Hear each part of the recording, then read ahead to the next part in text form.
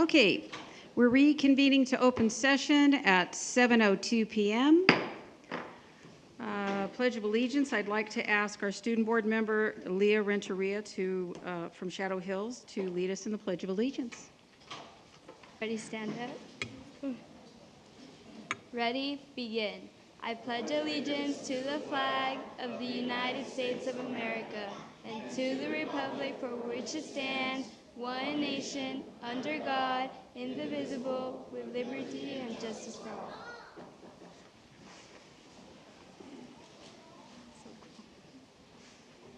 Your roll call will reflect that all board members and cabinet are present. And oath of office for board member Dr. May Wallman. Okay, yes. Before we do the oath, I just want to share a few interesting facts about Leah. I'm very excited to have her here with us this evening. She has attended Jackson Elementary School, Desert Ridge Academy, and Shadow Hills High School. And the highlights of her educational experience, she says, are being able to enroll in dual enrollment courses and AP courses. For hobbies, she likes to play soccer, she likes to paint, she's into photography and videography, that'll come in handy. Her leadership skills and volunteers, she's been in ASB all her years of high school, and during her middle school years, she was in Renaissance, and she's also served on the Link crew last year and plans to do that again next year. And she also volunteered at the Desert Sands Art Showcase in March, and I'm sure Mary Perry would want you to do that again this year, because that's fantastic. And then I think one of the things that's so interesting about her is that she started her own small business where she creates phone charms. So absolutely outstanding. We're so glad to have you with us. And if you want to meet me down front, we'll do the oath of office.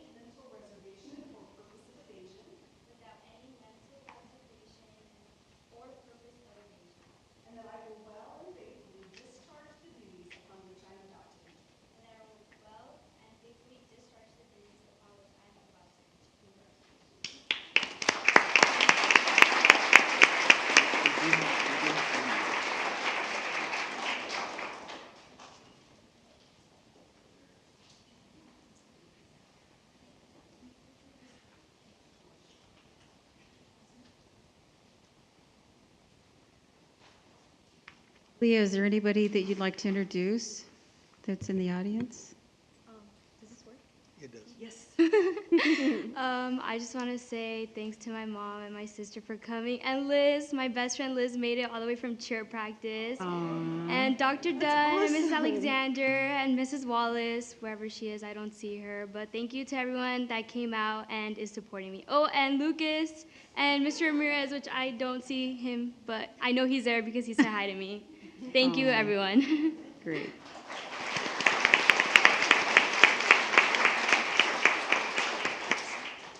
Okay, minutes of the regular meeting of February 7th, 2023. Is there a motion to approve the minutes of the regular meeting of February 27th, 2023? Second. Is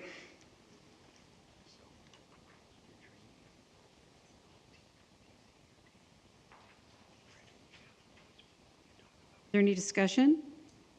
Hearing none, calls for the question. Preferential vote? Or she can't? Oh, she was. Aye. Wasn't here, so I'm sorry. No, she actually wasn't here, so she Yeah, wouldn't so vote. sorry. All those in favor say aye. Aye. Aye. Any opposed? Any abstentions? Motion carries 5-0. Board meeting addenda. Dr. May Vollmer, is there any addenda to tonight's agenda? There are not any. Thank you. Approval of agenda. Is there a motion to approve the agenda of the regular meeting of February 21st, 2023? Is there Second, Pierce. Pierce? Is there any discussion? Hearing none, calls for the question. Preferential vote. You can vote now. All those in favor say aye. Aye. Any abstentions? Any opposed? Motion carries 6-0 with one preferential vote. Community staff student recognition. Dr. May Vollmer. Yes, thank you very much. I will turn it over to Mary Perry, our Public Information Officer, and she'll be handling this portion of the meeting. Good evening. I'd like you to look at this very packed room and look at the sea of young faces and know that these are all award winners tonight. And Leah, April 4th. Okay, write it down, April 4th. Okay. All right, thank you. So this evening we have a very heavy focus on art awards.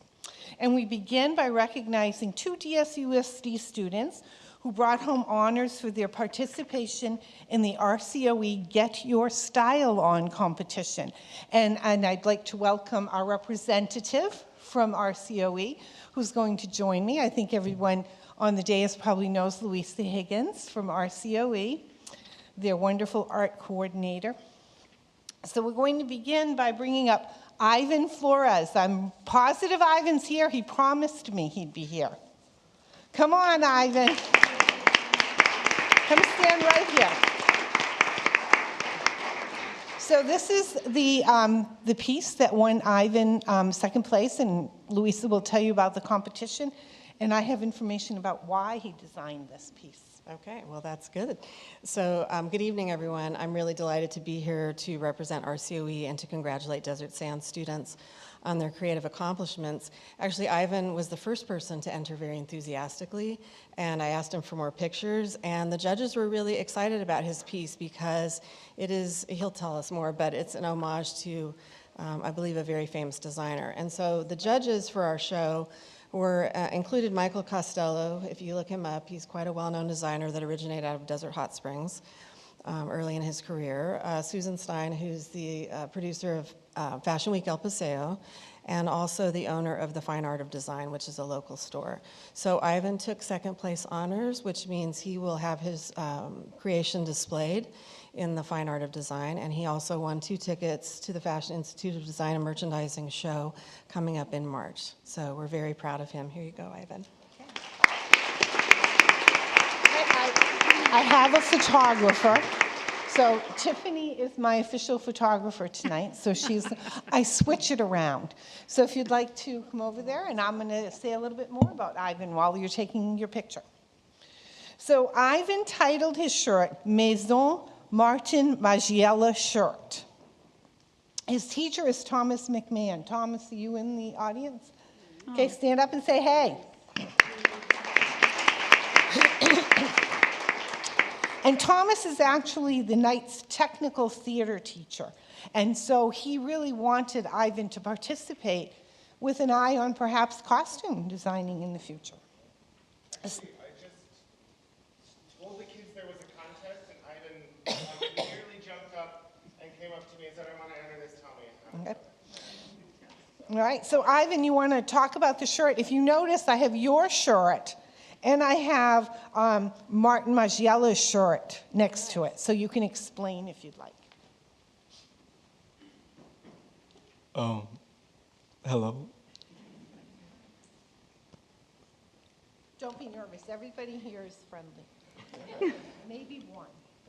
Okay, so for the kids shirt I chose, I just changed up the hearts for bloodstains. It's not that crazy. I personally like the kids shirt because it's simple but very different. That's about it. Did you make the patch? Oh yes, actually, The patch on the shirt I painted and sewn on myself with dental floss. I just added the patch to give it my own little touch, you know. Perfect. Thank you. Congratulations. If you notice the shirt on the right-hand side of your screen, it actually has kisses on it. So it's a very cool transition. And Ivan, just so you and the other students know, we have been offered seats at Fashion Week, and I'll be reaching out to let you know more about that, okay? The voted most original was the design by Palm Desert High School student Brianna Havlin. Brianna, are you here? Yes, she is.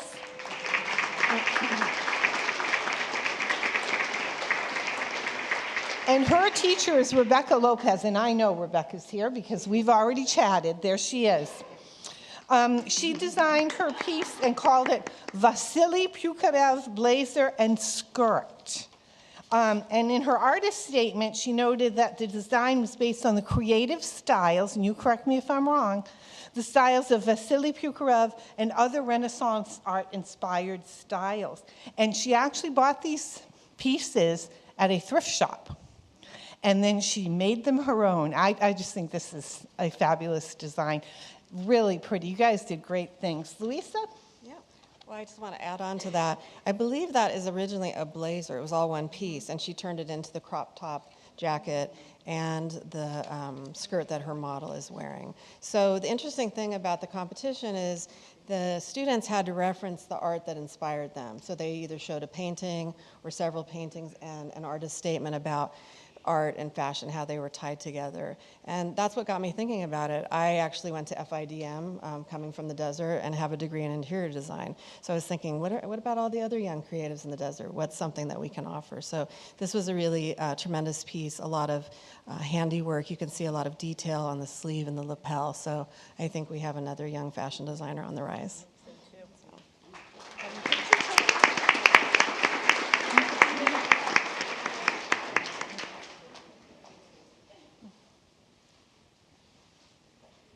Thank you. Congratulations.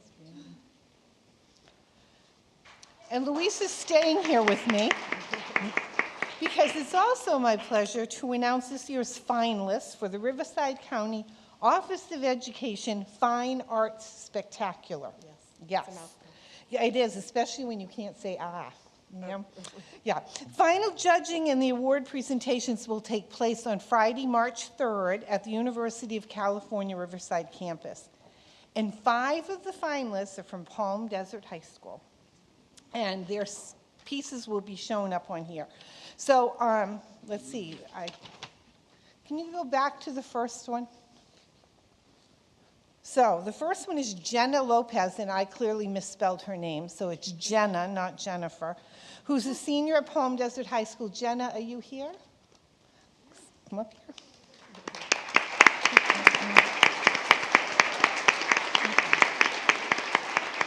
And Jenna's teacher is Brielle Gar-Vilchis. Is Brielle here? Yes, there. Stand up, take a bow.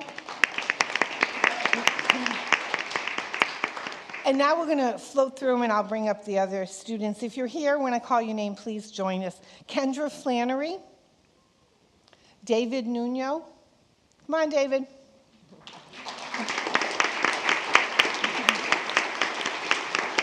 Esteban Olivares, yes. And I know Elle Shockley is here. She told me she was coming. So let's see, is she here? There she is. You want to say a little bit? And I do want to say that, Aubrey Hills. I forgot Aubrey Hills. Is Aubrey here? No, she is actually Palm Desert High School, Rebecca Lopez's student. Yeah? Not here though, right? Okay. Luisa? Okay, sounds good. So I believe we have 6 total pieces from Desert Sands this year. So this is a county art show. So that means 23 districts compete. And so this is a really excellent showing for Desert Sands. And you can see their beautiful work on screen.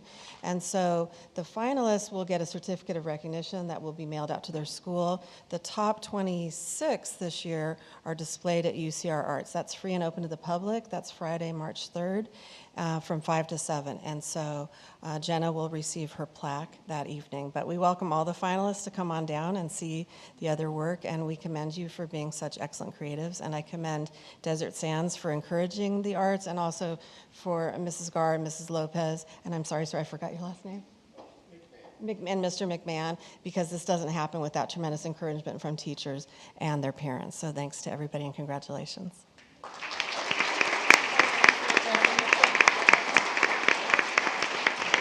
I really appreciate the art teachers coming out tonight. Thank you very much. Your support is just so appreciated by your students.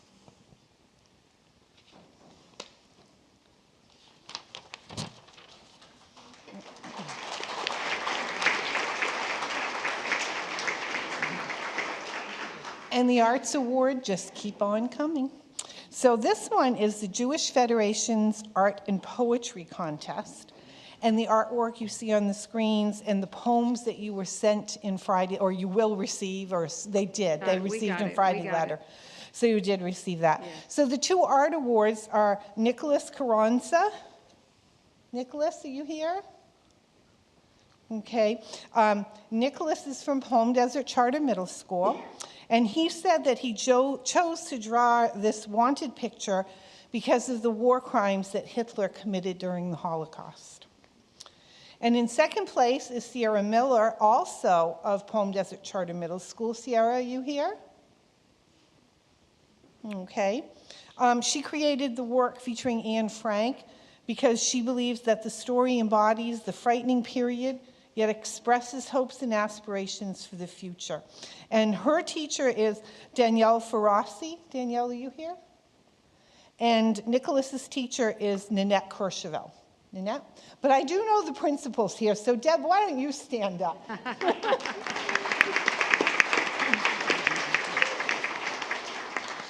And also from Palm Desert Charter Middle were the poetry winners, and I know you've read the poetry, and it's very moving. So first place went to Mia Margolis, and her teacher is Nanette Courchevel. Is Mia here? There she is.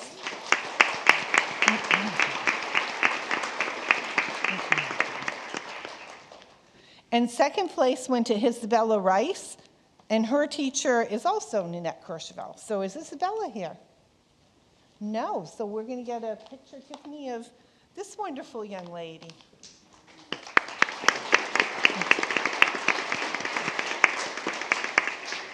Congratulations. I've read the poem. It's just beautiful. You can sit down. Thank you. I'm sure Mrs. Dolan's going to want a photo of you after as well. Okay, and there's more. So this year, the City of Palm Desert Student Art and Essay Contest celebrated the city's 50th anniversary. So the theme was 50 years of Palm Desert, where did we come from? And students were invited in both the art and the essay portions of the contest to take the theme where they wanted to go with it. So we have a lot of winners, and the artwork can be seen on the screens. And I would like to particularly thank the 2022 Shadow Hills graduate and current COD film student, Ruben Diaz, for going to City Hall and taking photos for me of all the pieces. So if you don't know who Ruben Diaz is, he's Jan's son. Okay. And again, the essays were all included in Friday letter. So if you're in the room and I call your name, please come on up to the front, okay? Selena Zhang, Mrs. Ash with her 5th grade class mural. So Selena was from, or is from, Palm Desert Charter Middle School, and Mrs. Ash is Washington Charter. And I'm supposed to apologize on behalf of Principal Alan Lehman. He's actually conducting a concert tonight because the teacher fell and I believe broke her arm, and so Alan had to go fill in, so he apologizes for not being here. The Mayor's Award went to Olivia Mathieu, also Washington Charter.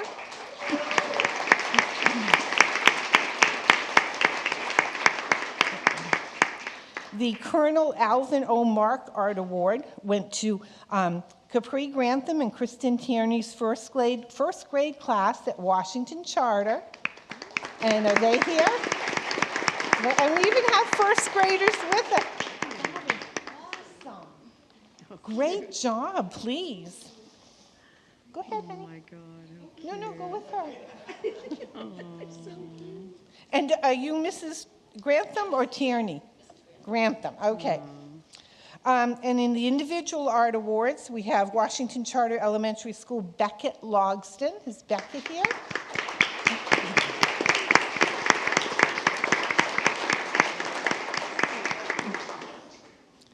We also have Devin Machuca of Washington Charter Elementary School. Devin, are you here?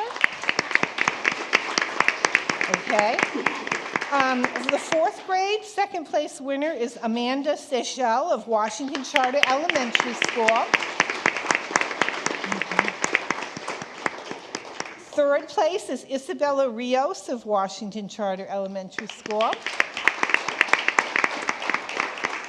From fifth grade is Ivan Hill, Washington Charter Elementary School. Ivan? I believe that a number of Washington Charter students who aren't here, they're actually with Alan at the concert. Right. So, yeah. And let's see, we have from seventh grade, Palm Desert Charter Middle School, Sophia Brooke. Sophia? Eighth grade is Gianni Liverani from Palm Desert Charter Middle. And also from Palm Desert Charter Middle is Alexandra Espinosa. I think their work is all on display at City Hall in Palm Desert. From the 11th grade, we have Leah Dusek of Palm Desert High School. Leah. We also have a mural project from Transitional Kindergarten from Julia Schwartz's class at Washington Charter Elementary School. Julia, are you here? But we have a student.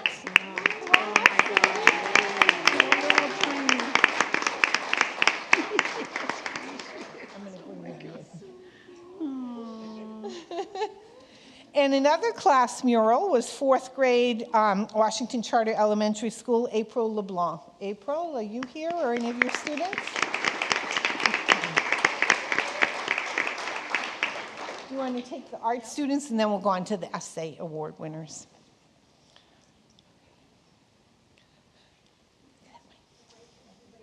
Okay. You have to admit we have some incredible artists at Desert Sands. Thank you. Oh, another picture.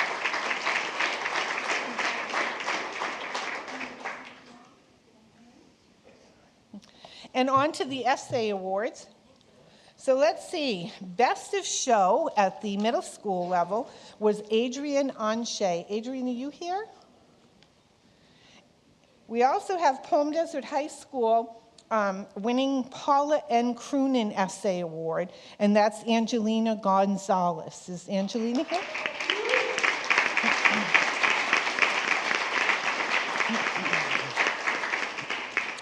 The other individual awards in essay were Emmy Homek from Washington Charter. Wow, you won twice. Hassan Taher from Palm Desert Charter Middle.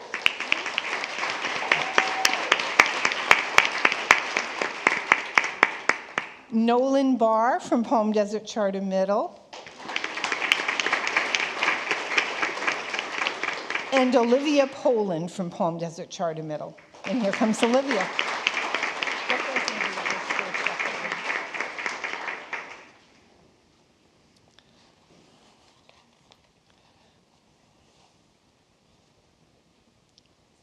Thank you, congratulations. So at the high school level, it was a clean sweep for Palm Desert High School and the students of my friend Gary Weiss. Gary, stand up and say hello.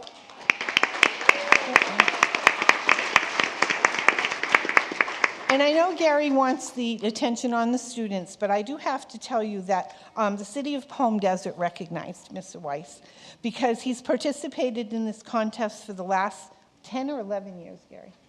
10 years, and that his enthusiasm for the contest, as well as his support of the students, is what makes it so very special. He attends every award ceremony there is and is really their cheerleader. So this is the 7th consecutive year of Palm Desert High School 11th grade students winning 1st, 2nd, and 3rd place, along with the additional Paula N. Croonan Honorary Essay Award.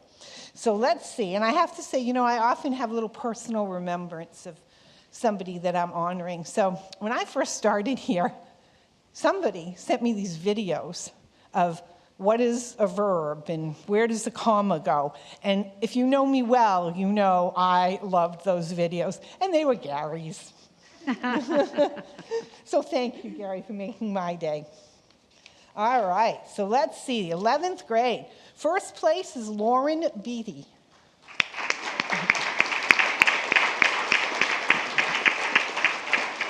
Second place is Jonathan Lowe.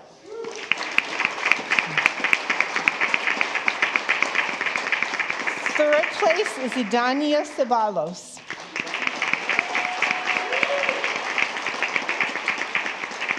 In 12th grade, first place is Lillian Swank. Second place is Jack Rowland. And third place is Riley Tetzel. And was Angelina, Gary, and Angelina Gonzalez, the winner of the Paula N. Croonan Essay Award. Wow.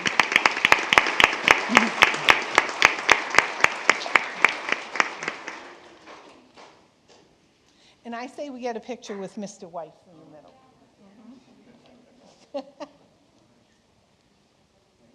So that you know, students, with the essay contest, all of your essays were provided to the board members for them to read. So they received them on Friday. I have a feeling they've already read them.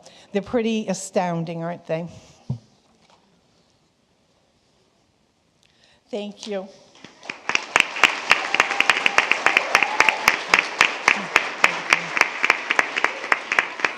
So seeing as we're talking about Palm Desert Charter Middle, we'll take a moment to also congratulate them. Debbie, if you'd like to stand. They were recognized as School to Watch for high-performing schools.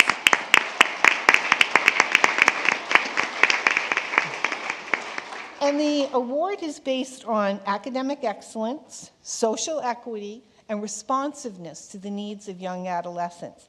And Palm Desert Charter Middle School joins Indio Middle School, recognized in 2021-2022, and John Glenn Middle School, first recognized in 2003. And these schools on the list are reviewed and renewed every 3 years. So another round of applause for Debbie and her staff and her students.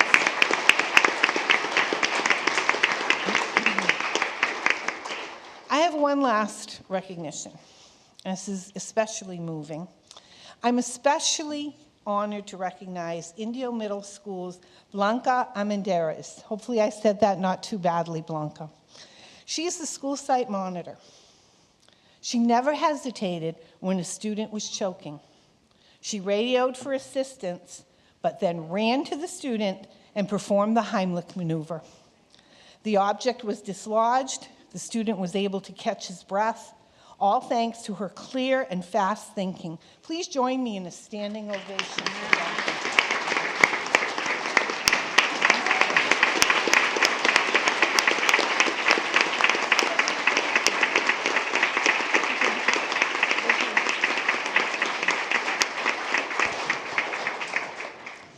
I want to take this time to thank very much my Tiger staff that took the time to be here tonight to support me.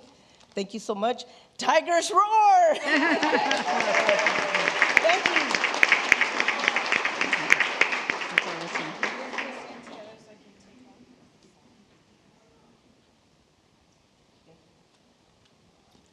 And if you didn't know, the lady in the tiger color turquoise sweater is principal of Indio Middle School, Marcy Herrera. Thank you very much. I know it was a bit long this evening, but wow.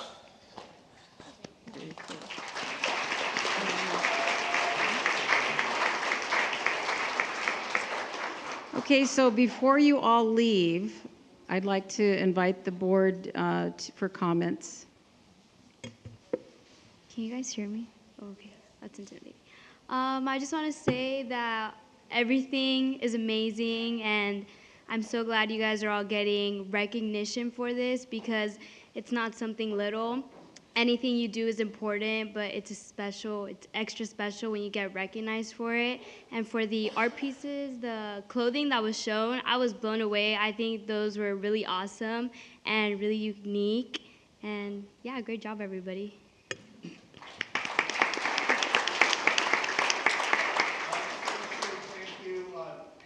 Credit to the teachers and staff and all of you that are out there working every day, helping these students achieve their goal in the arts.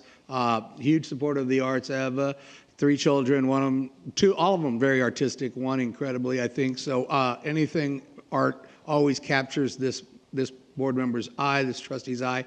I love it. The fashion, excellent. The pictures, you could stare at them forever, and the poetry too is just so amazing.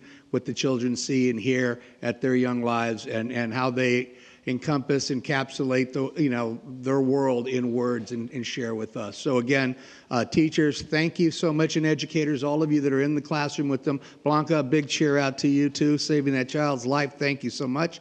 And kids, keep on drawing, painting, writing. I think that is really, that's the impetus of why we are who we are. Thank you.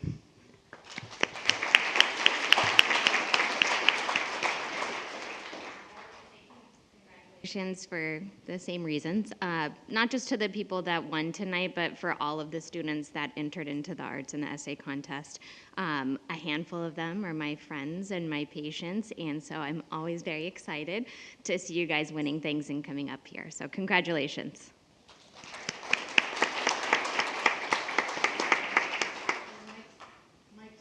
Very well on the event, and I'm just congratulating all the students that won and were recognized today, as well as those that entered, and the encouragement they get from the teachers, because as a teacher I would get contests, and unless you bring it out to the kids and you pump it up and you say, hey, this would be cool, let's do this, then it gets put by the wayside. So just the fact that they put themselves out there, and I enjoyed reading the essays and the poetry. So congratulations.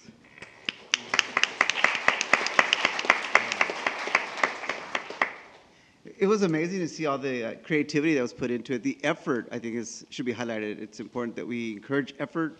And for those of you who didn't get it yet, make sure you keep trying, because you will soon. So it's important that we encourage you. And thank you to the teachers and the admin at the sites who are pushing for these items. It's important that we continue to do that and stand out. It's worth noting that your efforts are highly noticed and greatly appreciated. And certainly to Blanca for her efforts, our classified staff who's with our students day in and day out, especially when they're not in the classroom. It's vital, the role that they play, and this is a testament to being a watchful eye for our students. So really appreciate the support you provided. So thank you, everyone.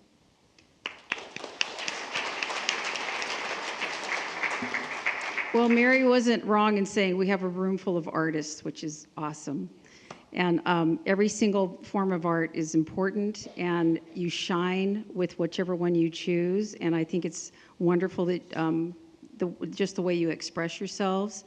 I just want to say, Mia Margolis, your poem was amazing. It was just touched my heart. So anyway, that was wonderful. The essays were great. I learned things about Palm Desert that I didn't know. So thank you for the essays. Those were great. And Debbie, congratulations for being a school to watch. So that's really great. I'm looking forward to witnessing you get the award. So we're going to go to see that. So that'll be great. And Blanca, thank you so much for being there and for stepping up. That's huge for saving a life. So thank you so much for being there. And that being said, I'm sure all of you are going to go have ice cream or something fun. And so we're going to continue the meeting. So if you'd like to stay, you can stay, but otherwise you can go. Thank you so much.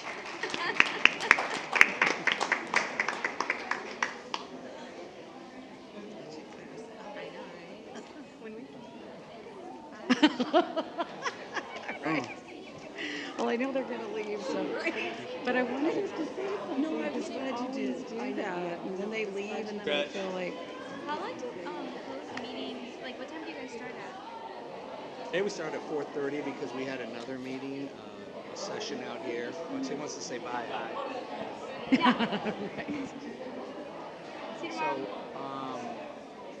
yeah, so we start at 4:30, but generally speaking, if there is no closed Yeah, session, those closed we'll get here about 6:30, Oh, and God. we'll be here till, we can be here till 10.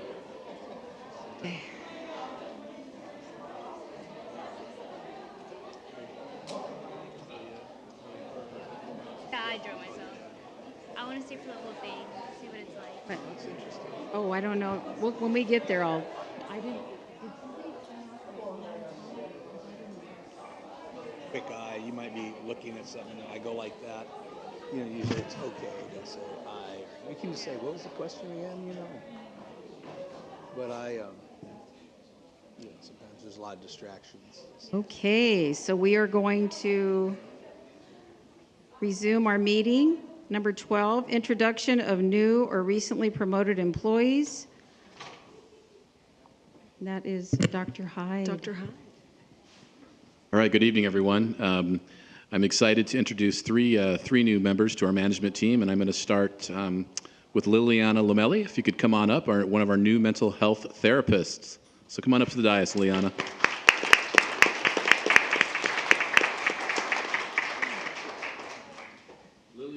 Liliana earned her bachelor's degree in sociology from the California State University at Los Angeles and her master's degree from University of Michigan. Her mental health work experience includes hospitals, school settings, community mental health, and private practice. Liliana has an affinity for infant, perinatal, and postpartum mental health, supporting children, adolescents, and families experiencing emotional and behavioral challenges, and providing a safe space for individuals experiencing spiritual, emotional, and relationship challenges during life transitions. Liliana is originally from Los Angeles. She's new to Coachella Valley and looking forward to getting to know everyone, familiarizing herself with the area. She loves all things related to nature, including hiking and camping. She has participated in competitive swimming and water polo throughout her life and is currently dabbling in watercolor painting for fun. Liliana is married, and her husband is also a mental health therapist. Liliana, welcome. Please introduce your guest and say a few words. Thank you. Well, that's my husband over there, Hector, back there. This is my first week, and I'm just really happy to be here, and I just can't wait to meet everybody over at John Glenn. And yeah, it's been really nice and very warm welcome, so thank you. Thank you.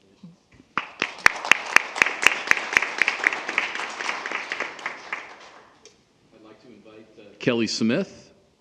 Kelly Smith, a new mental health therapist, up to the dais. Kelly, come on up.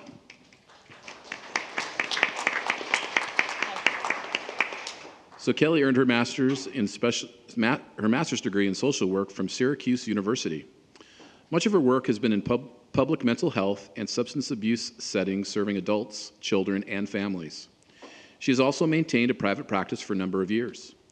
Kelly has had a lengthy and rewarding career that has allowed her to participate in many roles in the field. She is proud of the work that she has provided for the betterment of others. Kelly also enjoys spending time with her family, hiking, and learning new things. She is also relatively new to the area, having moved from California from upstate New York approximately 2 years ago. Kelly receives much love and support from her 2 sons, her spouse, 4 cats, and 2 dogs. She's delighted to be working with us here at DSUSD. Welcome and congratulations, Kelly. Thank you very much. All right, if you want to say a few words, you can. My family, they came with me tonight, my 2 sons and my spouse, and I'm really delighted. I haven't been excited about a job in a very long time, so I appreciate the opportunity. Thank you.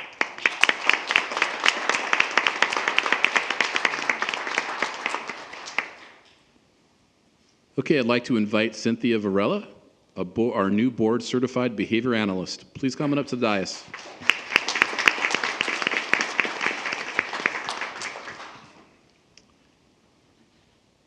You're good.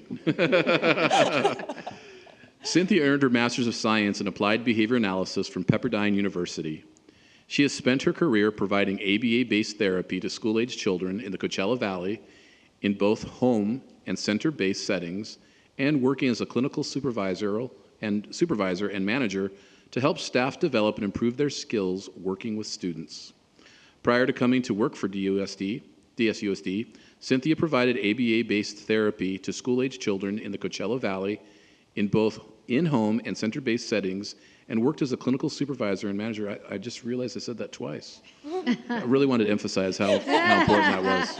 Appreciate it. You're welcome. She grew up attending DSUSD schools and even interned as a high school senior with our student assistance program after school.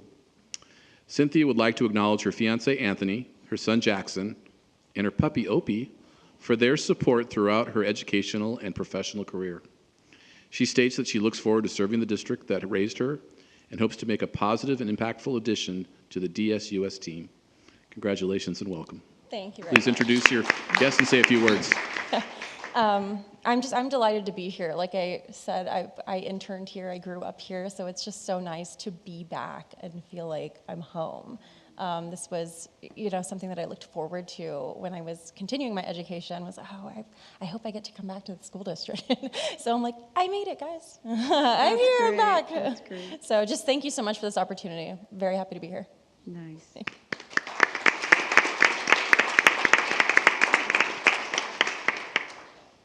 Okay. Are there any comments from the superintendent or board members regarding the introduction of new or recently promoted employees, community staff, student recognition? Leah. Congratulations to everyone. I know that sometimes that position is looked down on, but it really is important. And it's nice to see how passionate you guys are about your job. Yeah. Duran. I'd just like to say welcome and, thanks for joining the family. Watson? Same thing, welcome. And I think all three of those positions are really important for our students right now. Pierce. Congratulations to all three. I noticed Liliana says she's going to be at John Glenn, and where will Kelly be? At a certain site? Kelly's going to be helping us with our elementary sites, and Cynthia, as a BCBA, she's already hit the road running. She's a little bit of everywhere. Yes. Well, congratulations and welcome.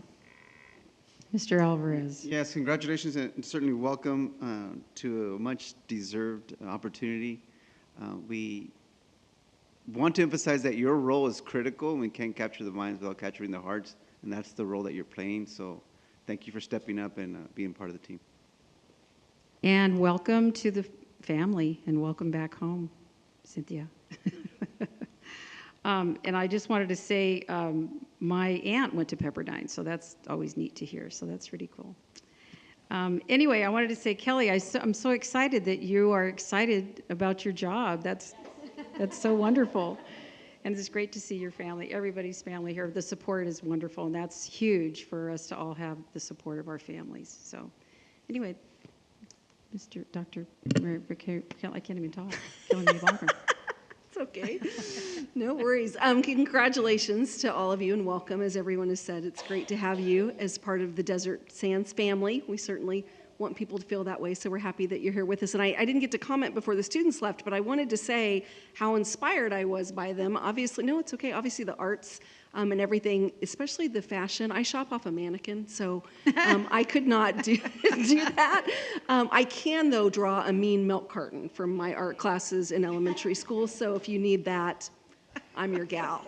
Other than that, you should contact these students because they have all the skills. But we're excited, of course, for Palm Desert Charter Middle School, and I know Blanca already left, but oh my goodness, just so grateful for what she did for that student. But as Trustee Alvarez indicated, so many of our employees every single day put themselves out there and are there for students in heroic ways. And so we're just so grateful for their efforts and all that they do for students. So, thank you. Okay, 13, information. Number 1, Palm Desert Charter Middle School varsity color guard participation in the Winter Guard International Championships in Daytona, Ohio during April 11th through the 16th, 2023. Brr, take your jackets. Number 2, Indio High School Future Farmers of America Club participation in the California Judging Finals in San Luis Obispo, California during May 4th through 7th in 2023. Number 3, La Quinta High School varsity wrestling team participation in the California Interscholastic Federation State Championships in Bakersfield, California on February 22nd through the 26th, 2023, and the Head Start program reports for November and December of 2022. And number 14, staff conference items, Dr. Mae Vollmer. Thank you. We have 2 staff conference items this evening, and I will turn both of those over to Dr. Wood. All right. Well, good evening, everyone. I'd like to invite up to the podium there Mr. Kevin Bebo, our Director of College and Career Readiness, who will be presenting on our college and career tonight. Thank you, Dr. Wood, and thank you to the trustees and cabinet for this time tonight to present our college and career data. This one. Here we go. Normally this time of year, I'm up talking about the college and career indicator, but not tonight because we don't have one. And we don't have one because in the 2021 school year, because of COVID and the pandemic and all the issues surrounding that, there was inconsistent data that was collected around the state summative assessments. Some school districts gave different assessments, and so that as a major indicator of preparedness was not collected. So we don't have that. What we do have, oh, that's not the right button at all, is it? All right, let me try this again. Oh, thank you. Thank you guys in the back. Just stand there, we'll get you back. Right. Normally we'd be, or next year in 2023, we'll be looking at all of these different indicators. Very excited about all the data that's being collected this year to be reflected next year. But we don't have that all to share tonight. What we do have to share with you tonight, there we go, are these items on the list, everything from A through G down to our state seal of biliteracy. And these have either been confirmed through the CDE or they've come from internal reports that we've done in CalPADS. So let's start tonight by taking a look at our graduates. So for the class of 2022, there were 2,181 graduates. That's an important number as we go through this data because it serves as the denominator for a lot of these statistics. And this is our demographic data for our graduates. Let me explain a little bit about the way these numbers work. So notice in the first column under all students, that's the 2,181 students who graduated in 2022, which represents 94.3% of all students that could have graduated that year. So it makes our graduation rate 94.3. And if we compare that with the 2 years previous, you can see that we were up a significant number of students. And so we're very proud of that. And then as we look at the percentages, that's the percentage of students represented from the group. So the next column, African Americans, 30 of the 2,181 students were African American, and that represents 7% of all of the African American students that we had in that class. All right.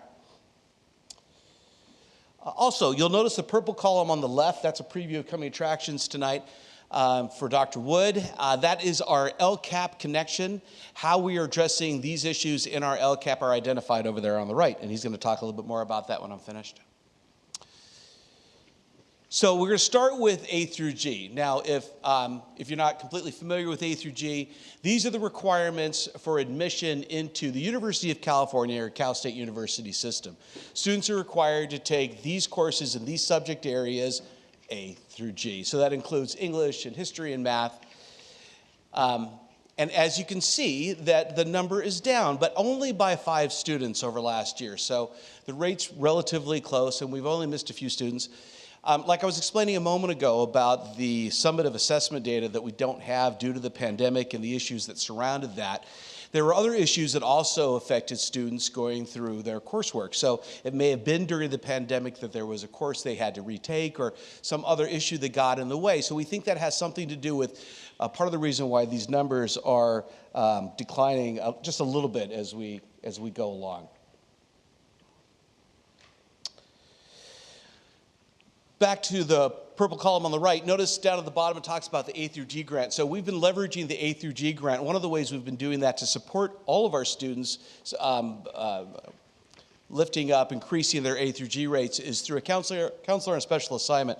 who's specifically looking for students who could benefit from 1 or 2 or 3 classes that could have made them A through G, but maybe they missed it somewhere along the way, and going in and working alongside our site counselors to bring those students in, have a conversation, see if we can't do something to help them to reach that goal this year and in the years to come. Now things get very exciting. These are our college credit courses. Notice the gigantic increase over 2021. So 22.2% of those 2,181 students, or 479 of them, took a college credit course in 2022. It's a huge jump from the year before. I'm very proud to say that each of the traditional and alternative high schools now offer credit course options to their students. And if we take a look at the different kinds of courses that are offered, this is our list of CTE courses, and you'll notice that they come in 3 different types. First, dual enrollment. So dual enrollment model is where we have a course that we're offering on our Desert Sands campus, taught by a Desert Sands teacher, who's also adjunct faculty with College of the Desert. So it's within their school day. Concurrent courses are taught outside of the school day from an instructor from College of the Desert who comes onto our campus and teaches our students. You'll notice the majority of the courses there are our construction program over at Eisenhower, adjacent to Amistad. And then the third model is articulated credit. We have 2 courses at Indio High School articulated to Mount San Antonio College. And the way that works is that a student takes the course, completes the portfolio or has the final, brings that with them when they go to Mount Sac, if that's where they choose to go to school. And once they register and bring that work to the professors there, they give them credit for that courses and move them up to the next step. But this is just CTE. Here are other college credit courses that we are offering right now to our students in either a dual or concurrent model. And if you add them all together, that's 48 college credit opportunities for our students this year. And we're looking forward to that number growing as we continue to collaborate with College of the Desert. And so again, here is our demographic data. I want to point out here I'm a little ahead of myself. Actually, I'll come back to that in a second. Let me go to the next slide. So we were talking about CTE a moment ago. In terms of our CTE completers, and what is a CTE completer? Well, that's a student who has completed 300 hours in a CTE pathway sequence of courses, including introductory, concentrator, and capstone, and achieved a C- or better in the capstone course. You'll notice that the number for 2022 at 17.5%, 382, a little bit less than what we had in the past. It's a little discouraging, personally. We have over 24 of these programs in our school district, from the amazing auto program over at Amistad to our brand new cosmetology program, which is in collaboration with Elite Cosmetology over at the mall. So I took a look at our current participation, and right now, today, we have 2,237 Desert Sands students participating in one of those 25 CTE programs. And if all of the students who are currently taking a capstone course pass, then that number for next year is going to jump from 382 to 523. That's exciting. I'm excited by that. Okay. Now, to help support, and here's the demographic data for the students in the CTE programs. So to support our teachers working with these students, we've taken a couple of actions over the last few years, the first of which has been specific professional development in universal design for learning for CTE teachers provided by our amazing SPED teachers and facilitators here at the district. Working with those teachers. And the second thing has been sending our CTE teachers to Avid Summer Institute to focus on CTE. We have a large number that will be attending this summer in a program called Career and Technical Education, Developing Employability Skills. Did we take a look at our AP scores? So this is just the students who have completed AP exams. Well, in this case, getting a 3 or higher in at least 2 AP exams. And again, you'll notice that the numbers haven't changed that much over time. Certainly we'd like to see more students get involved. But for example, take a look, before I move on, I'm excited to tell you that all 4 of our traditional high schools offer AP courses, and Amistad offers a virtual AP option. So lots of opportunities for our students. But notice the socioeconomically disadvantaged group here.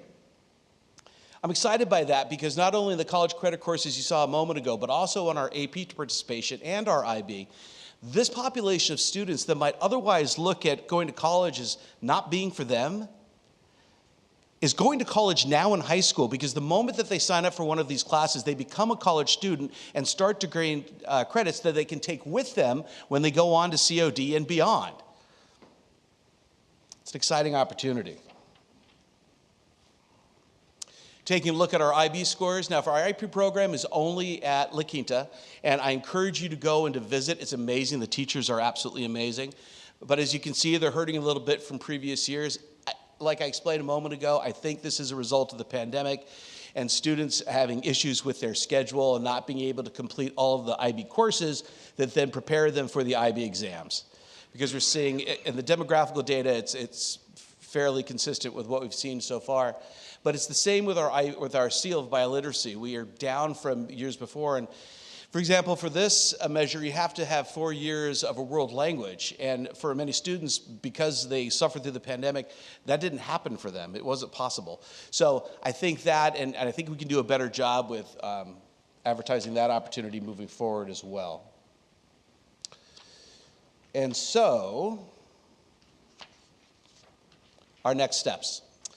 We are focusing on increasing the number of students in special populations that reach each of these metrics so that they can be considered prepared in 2023. How are we doing that? One of the ways is by leveraging the A through G grant through supporting opportunities and awareness for students in special populations, and I spoke before about our counselor on special assignment. Something else I haven't talked about until now, and that's our master schedule, which can be a real challenge to providing opportunities for all of these courses. 48 college courses, AP, IB, CTE. It's a real challenge to put together a master schedule to service all those needs. So we have invested in a new master schedule builder, and I'm very excited to see how that helps our APs and principals at the high school level as they develop their schedules moving into next year. We're examining enrollment and access of AP and IB students, and we're raising awareness of the state seal of biliteracy opportunity. Thank you for your time.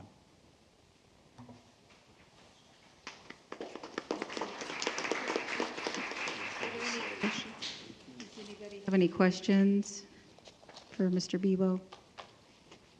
Leah? I have a comment. I think it's really cool, everything that is being offered, especially the CTE and the dual enrollment, because I know with AP and IB, it's one pathway. You have to take AP exam, but dual enrollment opens up a lot of doors in the CTE and the cosmetology school. I think that's really cool. But yeah, I got excited when you were talking too. Thank you again. A wonderful presentation. I think data and numbers are going to be analyzed for many years, especially during this pandemic time, and we're looking at that. I just was curious that sometimes when you look at some things, it's possible, I would imagine, for a student to be in more than one of these demographics, right? Absolutely, yeah. That's not singled down. They could be in multiple. Okay, just wanted to double check on that, because when you sort of look at it, it sort of makes sense to you that you think, yeah, that guy would, or that person would still be in the other group. All right, just wanted to clarify that. Thanks so much, wonderful, and thank you for the presentation this evening. Dr. Watson? So I just want to make sure not only that our students have the opportunity to make sure that they're taking the classes that they need, but if they're not doing well on the tests, that we're giving them the support they need to do better with the learning loss that we know everyone's encountered in the last couple of years. Something I brought up with Dr. May Volmar, I really appreciate CTE, but I think it's essential that we're communicating with our students the programs that they're interested in so we can make sure that they're successful. Pierce? Yes, thank you for the information. I do see the numbers have a ways to go, and I do think it's due to the pandemic and just things getting back to normal. But yeah, getting the news out there about all these opportunities. Whenever I've gone to the schools, it's been great to observe these and the fact that the kids can get college credit now. And so I just think we have to make that really more visible and just keep spreading the word so it grows. Thank you. Mr. Alvarez? Thank you, sir, for the presentation. And looking at it through a CTE lens, I see the list of courses that are being offered. for college credit, and those are commendable. However, how about those who are not going to college? What certifications are we providing, or can we challenge ourselves to provide certification for high needs trades, and certainly look at being a model in Riverside County? I know there's a couple conversations we're having to possibly look at that, but we'd love to work with our stakeholders to offer that, because we do have a segment of our population who's not going to college. So that college credit, though it is commendable, maybe not be what's important to them. So certainly want to explore that with everyone and seeing what are some additional things that we can be doing. Or maybe there are already things that are going on, they're just not highlighted. So those are certainly things that we should highlight so that everyone becomes aware of it. And if it's not on here, I'm not aware of it. But looking forward to working with all of us so that we can be the standout model in that. Thank you, Kevin. Always a great presentation.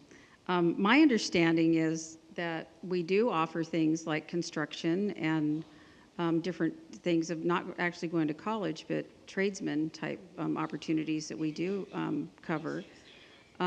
So I think I love the fact that Desert Sands offers a wide range of opportunities for all of our students, no matter what they choose to do, because everybody can't be a doctor. Plumbers sometimes make more than doctors. I mean, seriously.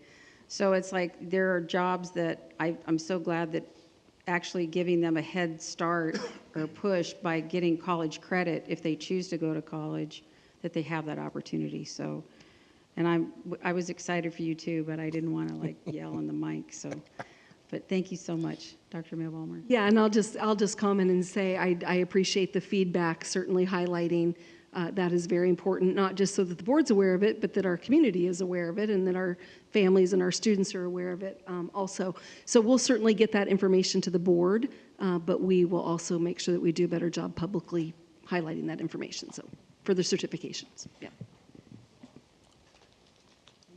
Thank you all very much. And now Dr. Wood.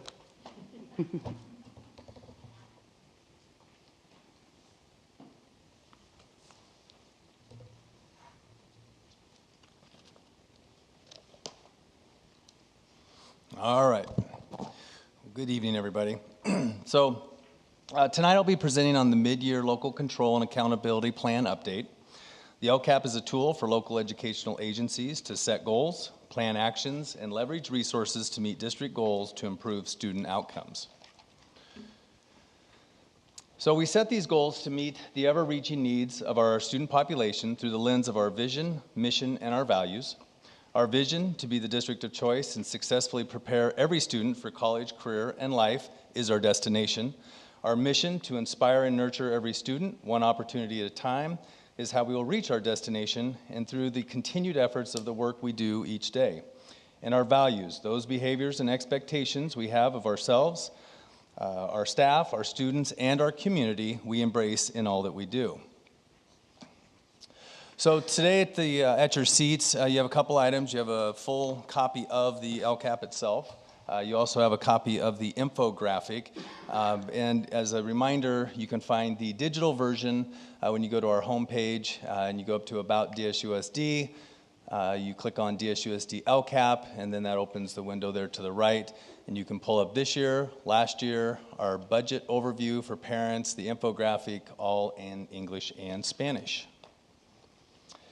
So the LCAP document includes a budget overview, an overall plan summary, a section on how we have engaged with our educational partners, information on each of our 4 goals that includes metrics, actions, and a goal analysis.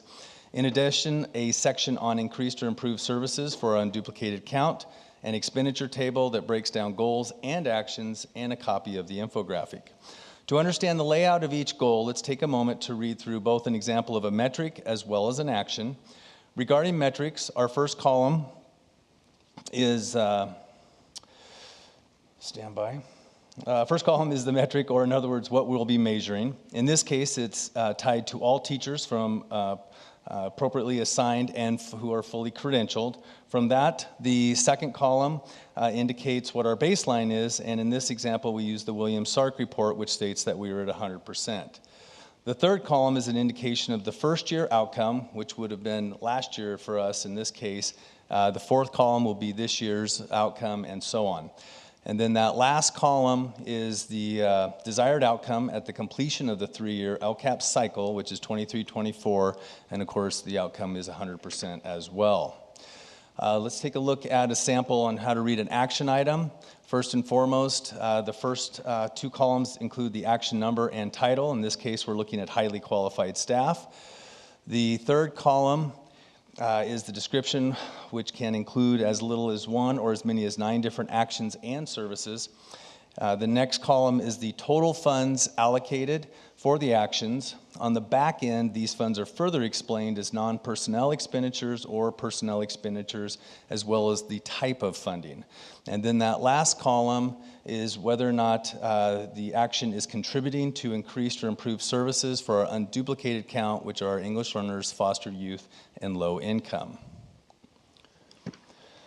The LCAP goals directly support our vision and mission. Goal 1 addresses students demonstrating growth as measured by federal, state, and district assessments. Goal 2 focuses on college and career opportunities. Goal 3 addresses safe, secure, and positive learning environments. And new this year is Goal 4, which supports the educational journey of students with disabilities and their transition to college, career, and life. The state of California has identified 8 priorities for improving student outcomes that must be addressed in the LCAP. Each of our 4 goals are directly aligned to our 8 priorities. As seen here, there are many educational partner groups that contribute to the process of reflecting on and establishing priorities that are captured in the LCAP, such as community committees, parent committees, school site and district leaders, and students. DSUSD uses our Thought Exchange as a platform tool to capture feedback from our educational partners. This year we captured feedback from Goal 1 in December, Goal 2 in January, and we just gathered feedback for Goal 3 this previous month. This slide shows the number of participants who have participated in each Thought Exchange. As you can see, our engagement with Goal 3 was at its highest with over 1,200 participants, over 800 thoughts, and closing in on 18,000 ratings, which was exciting. While providing a mid-year update, some LCAP actions have not started, some are in progress, and some have been completed. An update of LCAP actions will be shared with expenditures on the following slides. But first, we'll look at the success of Goal 1, which is supported by 9 action areas that contain several actions and/or services under each area. Tonight, though, we'll just point out a few in each of these sub-areas. So under Area 1, highly qualified staff includes recruiting, selecting and maintaining highly qualified teachers, and supporting our Desert Sands Leadership Academy. Professional development includes providing instructional support in core content, inclusion for our students in special education, universal design for learning, and strategies that address the whole child. Instructional materials and assessments include supports for next generation science standards, social studies standards, and utilizing universal screening tools to monitor the mastery of state standards. Technology includes providing students with Chromebooks and tablets, supporting instructional technologies, and ensuring a safe and secure digital learning environment. Interventions include academic intervention programs in alignment with MTSS, summer school programs, and before and after school intervention programs. School site staffing includes maintaining student-to-teacher ratios, reducing class sizes in special education settings, and supporting classified salaries to support student learning. Parent engagement includes supporting our joint parent committees such as DAC and DLAC, and supporting the English Learner Parent Program, PK. Our site-based student achievement support our actions and services that support school sites with their school plans for student achievement. And last, our early childhood education program maintains opportunities for low-income families to attend high-quality preschool programs. Here are our expenditures year-to-date for Goal 1. As we mentioned earlier with the bucket slide, we have some actions that have been mostly completed, such as professional development 1.2, school site staffing 1.6, and early childhood education programs 1.9. Parent engagement, however, is over budget because there was an increase in Title I funding that is supporting more schools with PK, parent training, and that additional funding is reflected in that action.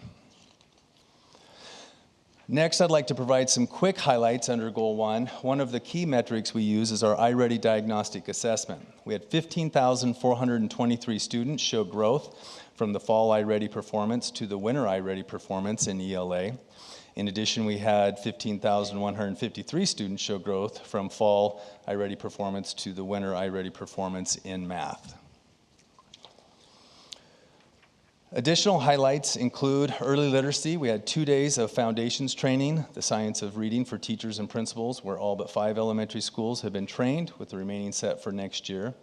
Early childhood and TK has had 3 days of training for teachers, paraeducators, and principals for all schools.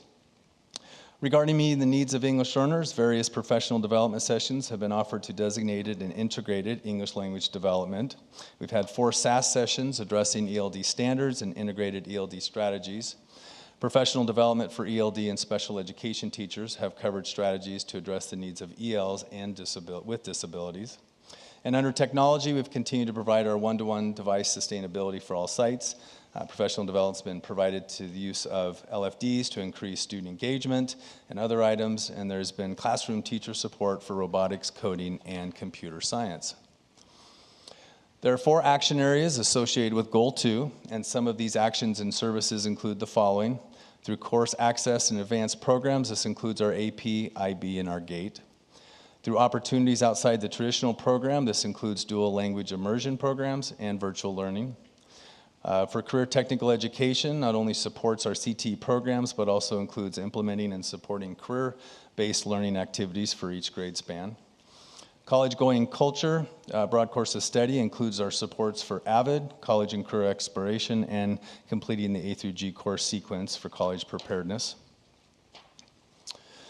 And then here are some expenditures year-to-date for Goal 2.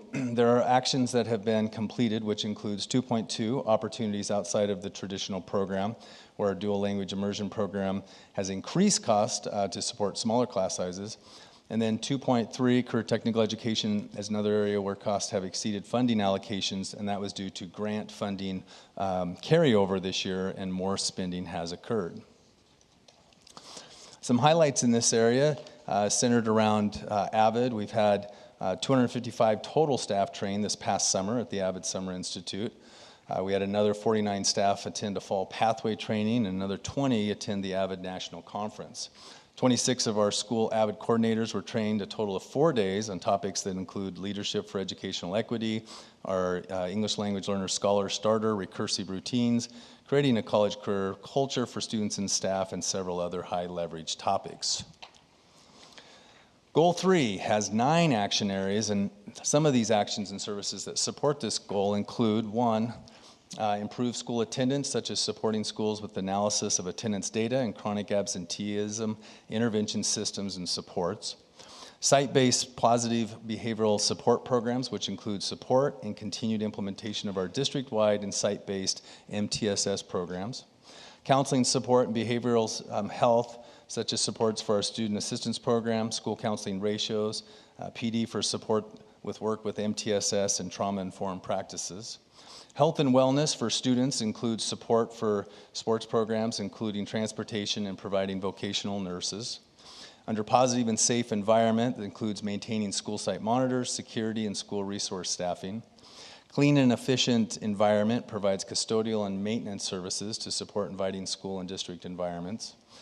Communication provides the support for ongoing communication through newsletters, our websites, Parent View, and School Messenger. Parent engagement provides support to families with attendance concerns and assists with other resources for mental health, basic needs, and parenting classes. And last, supporting the needs of our unduplicated population includes professional development for teachers and staff, providing direct supports for students and families to ensure full and equal opportunities to succeed in school. And then here are our expenditures year to date for Goal 3. 6 of our 9 actions have been completed or are nearly completed. Action 3.1, approve school attendance, which includes community technicians, provides Tier 3 support to students and families, and that's still in progress. And 3.8, another highlight, parent engagement, which includes elementary and middle school parenting classes that are scheduled to take place later this spring. Some highlights include, first and foremost, all our counselors are being trained in the American School Counselor Association, ASCA, the research-based comprehensive counseling program. This is a national model that's helping counselors align their work to have the greatest impact on students. With an increase in mental health needs, as well as seeing success in schools have had greater mental health support. This year, we've provided one mental health therapist to all secondary schools and continue to support elementary with greater concentration of support. Data through well-being surveys have shown an increase in supportive relationships and a decrease in reporting challenging feelings as compared to last year. We have the addition of our multilingual coordinator, providing individualized support to school sites on ELD curriculum, instruction, and LPAC assessment. The coordinator's also hosted to date 4 English learner parent events, serving nearly 100 parents per event, with more scheduled. And then each site attendance lead is receiving training, guidance, and support by our child welfare and attendance to develop a multi-tiered system of attendance improvement and intervention activities. And then our last goal, goal 4, under professional development, it has 4 actions. Under professional development, to provide instructional support to core content, inclusion, universal design for learning strategies, and strategies that address chronic absenteeism and college career readiness. Under strategic alignment, this includes that we're ensuring equitable access for students with disabilities. Under interventions and supports, this includes interventions in alignment with our MTSS, such as our Don Johnston UDL toolkit, as well as to help with students with disabilities access grade level standards, and using our project facilitators to support implementation of specialty intervention and training. And then also in action 4 under engagement, such as providing parent trainings that highlight post-secondary opportunities and career pathways for students with disabilities. And then for some expenditures to date, under 4.1 professional development, there's been a great amount of PD that's been paid through SELPA Learning Recovery Grant, which is why we show a lower expenditure balance, so it's reflected in other plans. And then under action 4.3, intervention and supports, there have been additional contracts put in place to meet the needs of students, showing a greater expenditure report than total funds allocated. And then some highlights with goal 4. Just targeted professional development and behavior intervention through our mindset training. 47 trainer of trainers district-wide, over 300 teachers, paraeducators, administrators, substitutes, and district staff certified in mindset. District-wide training on inclusive practices from Dr. Richard Villa, and targeted intensive consultation at selected elementary and secondary schools. And then district-wide implementation of our Don Johnston learning tools, including training for the majority of sites and site administrators, and this is a cross-divisional partnership between Ed Services and Student Services. And then in partnership with Riverside County SELPA and UC Riverside, the SPED department has provided 3 parent trainings this year, including a presentation of panel discussion entitled Autism Goes to College. And then last, just Desert Sands Unified is committed to implementing the LCAP to provide the necessary actions and services to our students. We acknowledge and sincerely thank the leadership of our board, the hard work and dedication of our employees, and the support of our parents, and the resilience of our students to continue our reach for excellence. The LCAP process is a collective process with all divisions and the respected leaders within each of those divisions. Questions from the board that pertain to any specific action item or other particulars, I invite those individuals to the podium for response. Thank you, and this is the end of the presentation. Thank you. Are there any questions from the board, Leah? First of all, thank you for your report. Good job. It looked very neatly put together. I just had one question. Under state priorities, it says basic services. What is that?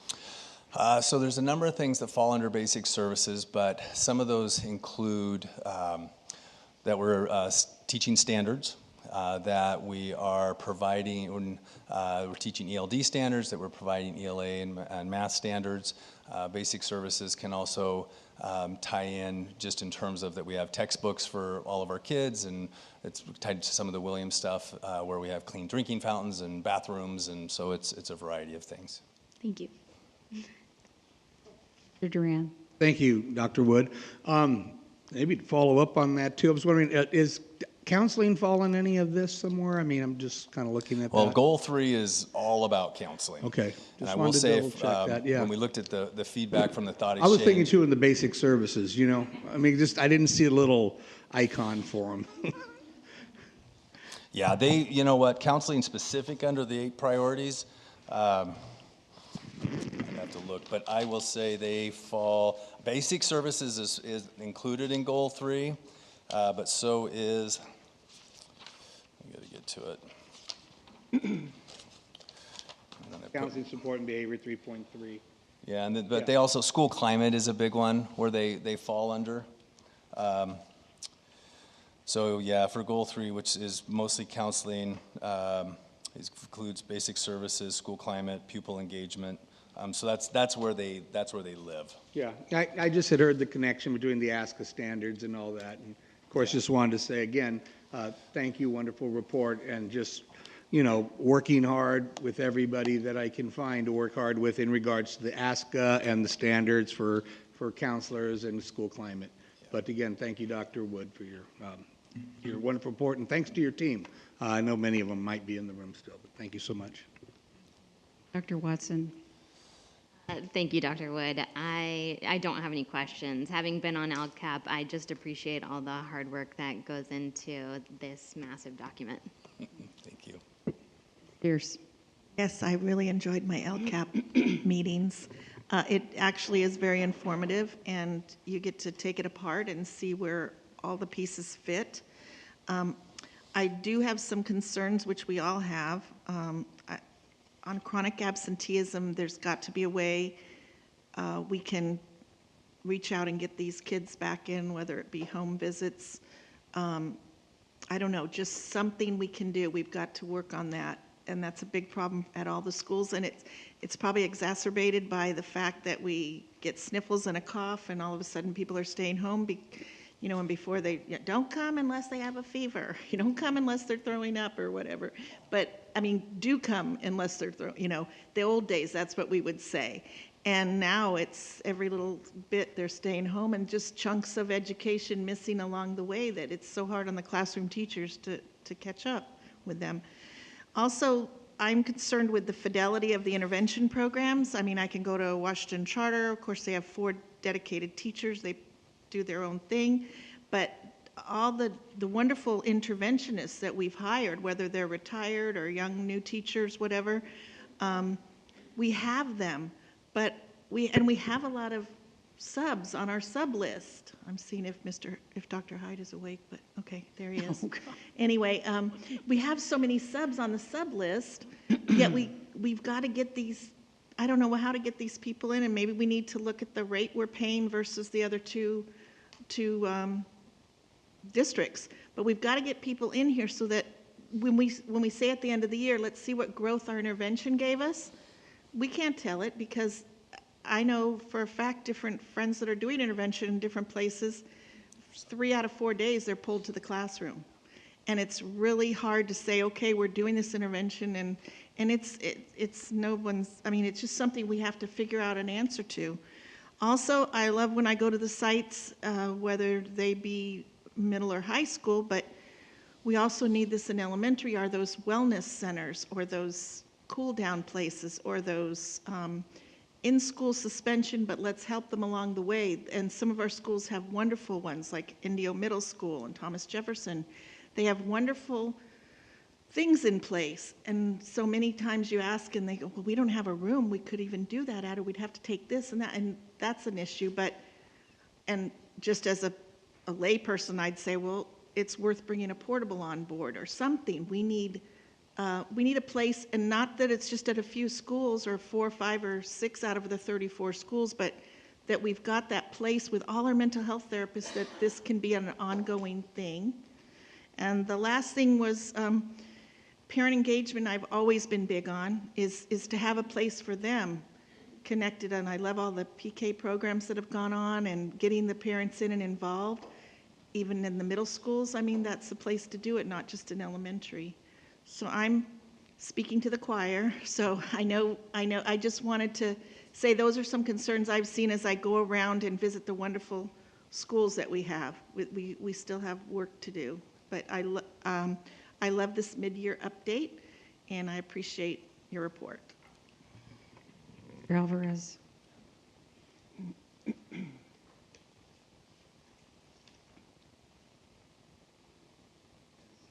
Thank you, sir.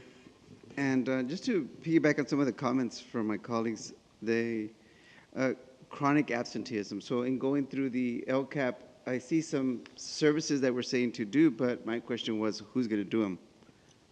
We don't have a dedicated person. Rather, we pay someone extra services to do it. And they might be tired, or they got something going on, or they're not going to dedicate as much time to it. So if attendance is important to us, then let's demonstrate that it's important to us by ensuring that we staff properly so that they can focus on it. In the site visits I've had and speaking to some of our attendance clerks, they're doing their duties, and they had to go on to the next site because they're split with another site. So they've talked about having the opportunity to be full-time at a site so that they can build a relationship with families and connect with them and find out what is going on that's causing the chronic absenteeism. So I understand that, as of right now, that's what we're doing is paying extra services, but I think if it is going to be one of our goals, if it's something that we place value in, maybe there's some opportunities there for us to explore what can we do better and see what kind of success we're having with what we have, and is that adequate enough? Additionally, to piggyback off her other concern about individuals being pulled to, whether it's subbing or whatever they have to do, I mean, it's part of running the site, I understand that, but maybe we need to explore having assistant principals at those elementary sites. Maybe we need to explore having dedicated personnel who aren't being pulled to do whatever it is we feel we need to have them do, whether it is coaching activities, whether it's intervention, whatever it may be. I understand that that's a concern, but I'm sure there's opportunities for us to explore and see what are some things that we can bring to the table to address some of those. A couple other items, just we allocate dollar amounts to the different overall arching action item, and then we have some sub-actions. One of the things that was crossing my mind is, if I'm looking out from the outside, how do I know what's being allocated to, 7.32, right? I mean, it could be that we have 5 sub-action items, but most of the money is being allocated to the first item. So in the spirit of transparency, let's identify if it's going to be on the LCAP, let's see what it is, and let's allocate an amount so that everyone knows where the funds are going and what it's going to be used for. Is something that I certainly am going to advocate for. Dual language, it's in there as far as supporting what we currently have. Have we looked at possibly expanding the program to another site, or just more sites? Since during my visits, I heard how popular it is, how people want to be in it. I'm like, okay, well, maybe we can explore the opportunities of seeing if there are other sites that we can put that at. There's a couple of items where we showed the expenditures were much less than what is anticipated.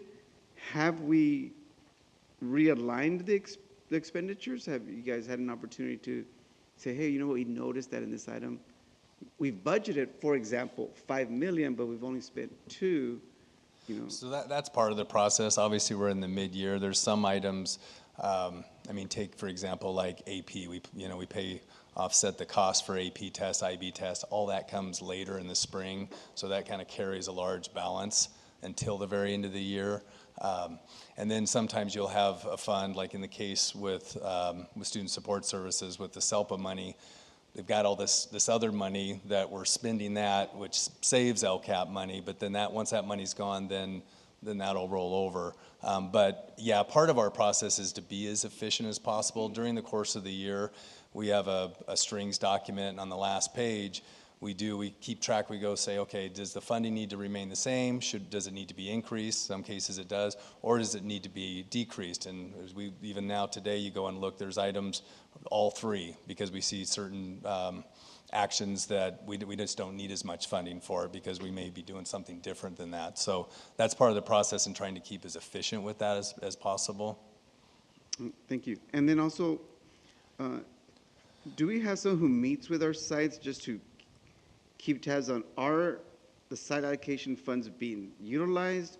Are we on track to utilize them, or are we having a lot of So like the funds? school plans for student achievement, their Yes. supplemental concentration, yeah. So there's, through state and federal programs, they have meetings, they call them their NISO meetings, and those are, I don't know, about every other month. And so they do get regularly budgeted allocations as far as where they're at. It's this year, right now it shows more of a funding balance, and part of that is because of ESSER funds and some other things that are in there as well. So it's not as normal, but both the senior directors for elementary and secondary, when they see some sites that have a little bit larger balance, they work with those principals through discussion and kind of see, what's the plan, what are some thoughts, here's some ideas, here's some support, some ways that can benefit your kids. Do the LCFF and Title I funds, do they roll over at the sites? They do not. Okay, so they're swept at the end of if they're not utilized? Yes. Okay. And that's it, sir. Thank you so much. Thank you, Dr. Wood. Thank you so much. This is a huge thing that you've done, and I'm so used to seeing Mrs. Wood do this. I know, So sorry. I'm not as pretty. you did a great job, though. She would be proud of you. All right, So thank you. you so much. Okay, public hearing. Public hearing number 03-2022 to 2023 high school math textbook. I will open the public hearing at 8:33. Anyone wishing to speak on this item?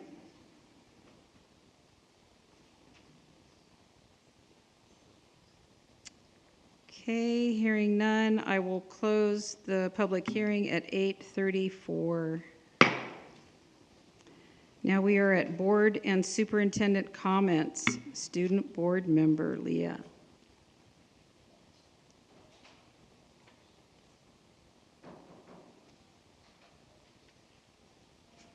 Something did happen today. One of the wrestling girls from Shadow, I think she's a sophomore, junior? So I wasn't sure if it was a sophomore or junior. Kaylin, I hope I'm saying that right. She went on to masters for wrestling, and that was so amazing. It's like so cool. And she's just a junior, so who knows what she'll do next year. I thought that was really cool. And even though boys CIF didn't make it as far, they did make a really good run, and I thought that's pretty cool too. That happened recently. Pretty much it. Oh, and ASB is doing a cornhole tournament, and everyone is enjoying it, and it started today, and they're very competitive, and it's really fun to watch. That's great. All right, great job. Mr. Duran. Yeah, I just want, I'll kudos on the top of that a little bit. Mr. Davis, I believe, is the coach out there at Shadow Hills, is a fantastic guy. He was an acquisition from, I'll just say, another school district, and he's been a hit there. I've found him many times in this pool at Shadow Hills, training his team, so his athletes are very well trained. So thank you, and congratulations to her, and congratulations to the staff there also. Just want to say, went down to Reagan Elementary, had a very good visit with Mark Baldwin there, and some of his staff got to walk around. I work at a middle school, so seeing elementary, you kind of get that little view of in the future. You can kind of see them as they're maturing, growing up. But they have an incredible program, an ambassador program, where the students, when you walk in a room, all of a sudden you're approached by someone. It's pretty amazing. And they start to tell you if you need anything. They're almost like a concierge. Right? I almost handed one my car keys or something. But they ask if you need absolutely anything, and they're incredible. It's so joyful to be there. And of course, Principal Baldwin does a tremendous job. I asked him and didn't know how large, but he told me his school was like, it's a large school. I thought for elementary, I go, wow. So an incredible experience there with him. Also had a chance to meet with our superintendent, Dr. Kelly, May Vollmer, and just share a little bit about the the direction and visions that I know me or myself as a single board member might have. But also, too, I want to say it's a real pleasure to sit next to Ms. Renteria here right now. She's taught me so much I didn't know about the board. She's very observant. She's going to help me write a speech, she told me, right? Thank you. Thank you, Dr. Watson. Then I'm an amazing cornhole player, so if you need a partner, let me know. I will gladly, we'll win. I guarantee you we'll win. So the last couple of weeks, I did site visits at Reagan, Monroe, Madison, Creo Ranch, Kennedy, Johnson, and Jackson. Every one of the DLI classrooms that we go in, they're all speaking English. It's just apparently my timing. Probably the highlight of all of my visits was at Johnson, where not only did I spend a couple hours with Mr. Fisher, but two student principals. I was 2 minutes late, and I was told that the board should all get watches so that we show up on time. But they were great. They fired him and rehired him multiple times during that visit. But something I did want to address with Mr. Aquino, because we have had conversations about it before, is every single one of the elementary schools that I've gone to, there's a really great appreciation for all of the security guards that we have there. Not just from the staff, but the students are really enjoying having them there, building those relationships with them, and the parents appreciate it as well. Yours. Okay, I've had a busy couple weeks. I took part in the LCAP advisory meeting with Dr. Wood and his people, and also attended the Portrait of a Graduate committee that we're working with community, parents, students, and staff members, so that's very enlightening. Went to the Palm Desert High School field dedication for Coach Salazar on Saturday. That was nice. And then Trustee Linda Porras and I visited 4 schools: Kennedy with Mrs. Morrow, Johnson School with Mr. Fisher, Jackson with Dr. Montano wasn't there that day, but we went around with the AP Diana Tijerina, and an Oliphant School with Mr. Hiskin. And I just have to say Jackson has a wonderful garden, and of course that's now being done under the ELOC program. Johnson has great after school too, with some archery and different things going on. All of the kids were really engaged and polite when we came in the rooms. They would show us their agendas. They would be engaged and, doing their reflections and their responses to each other. So that was, they were all good visits. The really enlightening visit, I had not been to Eisenhower Community Center last year, where the Atlas program is renamed Adult Transition Learning something something. AS, what is it, Dr. G? Adult Transition Learning. Okay, never mind. You're on point, right? Anyway, there's 60 kids there in 4 classrooms with paraeducators, and you figured it out, Kathy? Learning, achieving, succeed.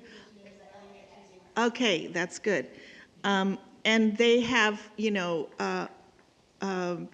mock living rooms, dining rooms, putting kitchens away. They have cooking time. They have how to run dishwashers and washers, all real life experiences for these adults that need the extra help. And they were having a lunch break or recess break when we went, but they were very, Valentine's. yeah, just following Valentine's. And it was very good to see them all going there and getting those experiences to either return home or maybe go to an adult group home where they, and the fact that a lot of them go out to the work-study programs where they are given jobs that they end up studying through, and they end up working like at Mario's and places in the community.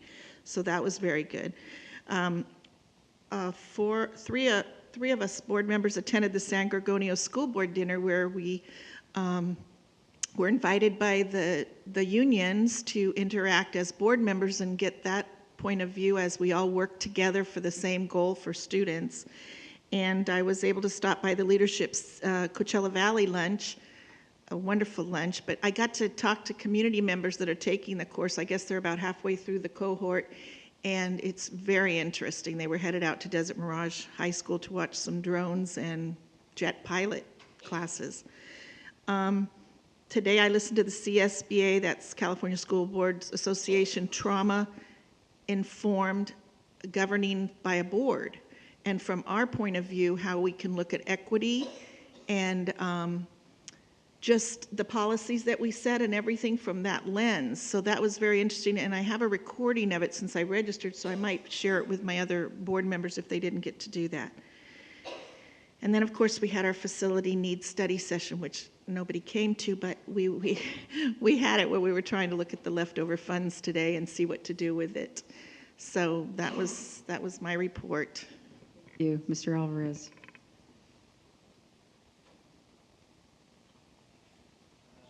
You know, Valentine's Day was such an amazing day because I got a chance to visit some schools, but the kids were being kids and enjoying the festivities that the teachers and staff provided for them. So it was just good to see them involved in those activities. Carrillo, LBJ, Oliphant, Carry On, like Quinta Middle, Truman, Lincoln, Ford. Got a chance just to visit with the sites, and there are many things going on. Excited about the GATE program that we're trying to get back up and running at Ford, doing that pilot program and seeing how that goes. So it's great when we support students who need support, but it's also very important that we support those who need to be challenged and make sure that we are doing the best we can to keep them motivated and not get bored in school. So looking forward to see how that turns out.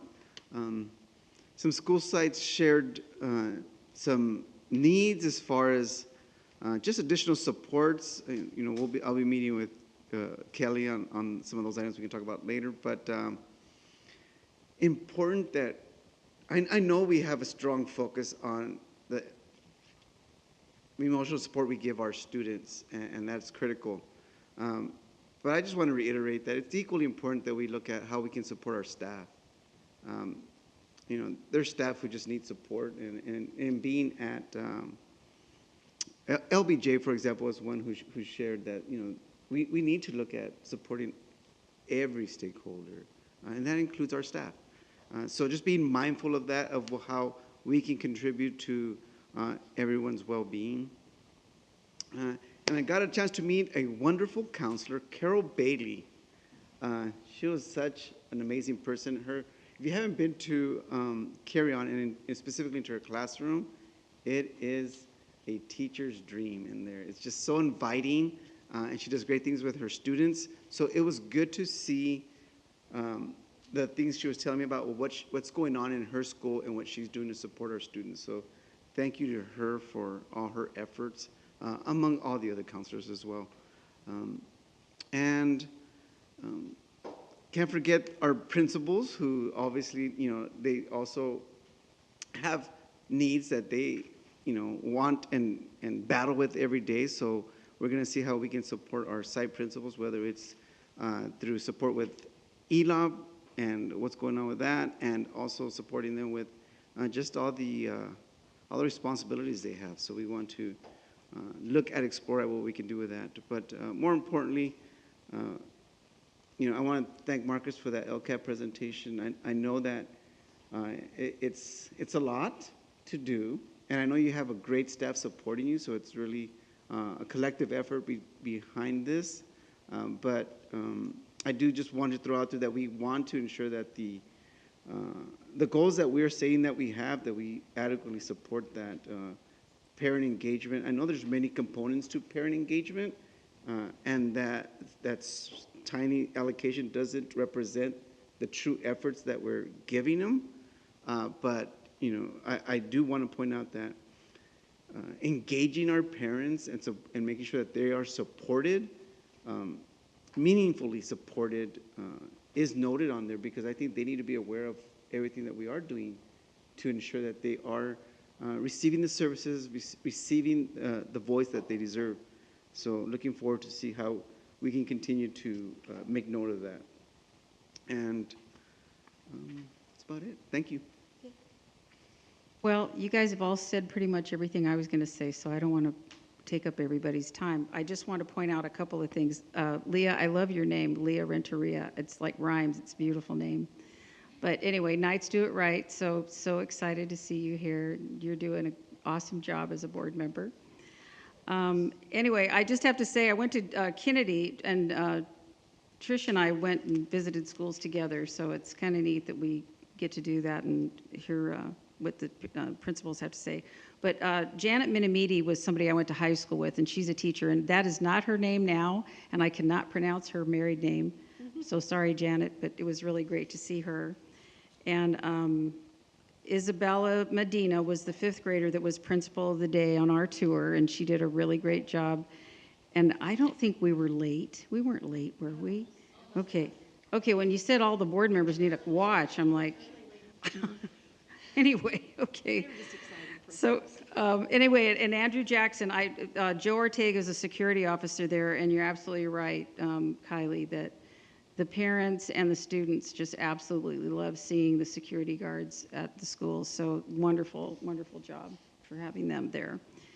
And also I wanted to say at Jackson, Anela Gomez, I think that's how she had hydroponic lettuce that she was growing in her room, and it was amazing to see all these huge things of lettuce that she had in her room that she was just growing without soil, and it was just, anyway, she's the head of it and doing it, and it was just amazing to see that.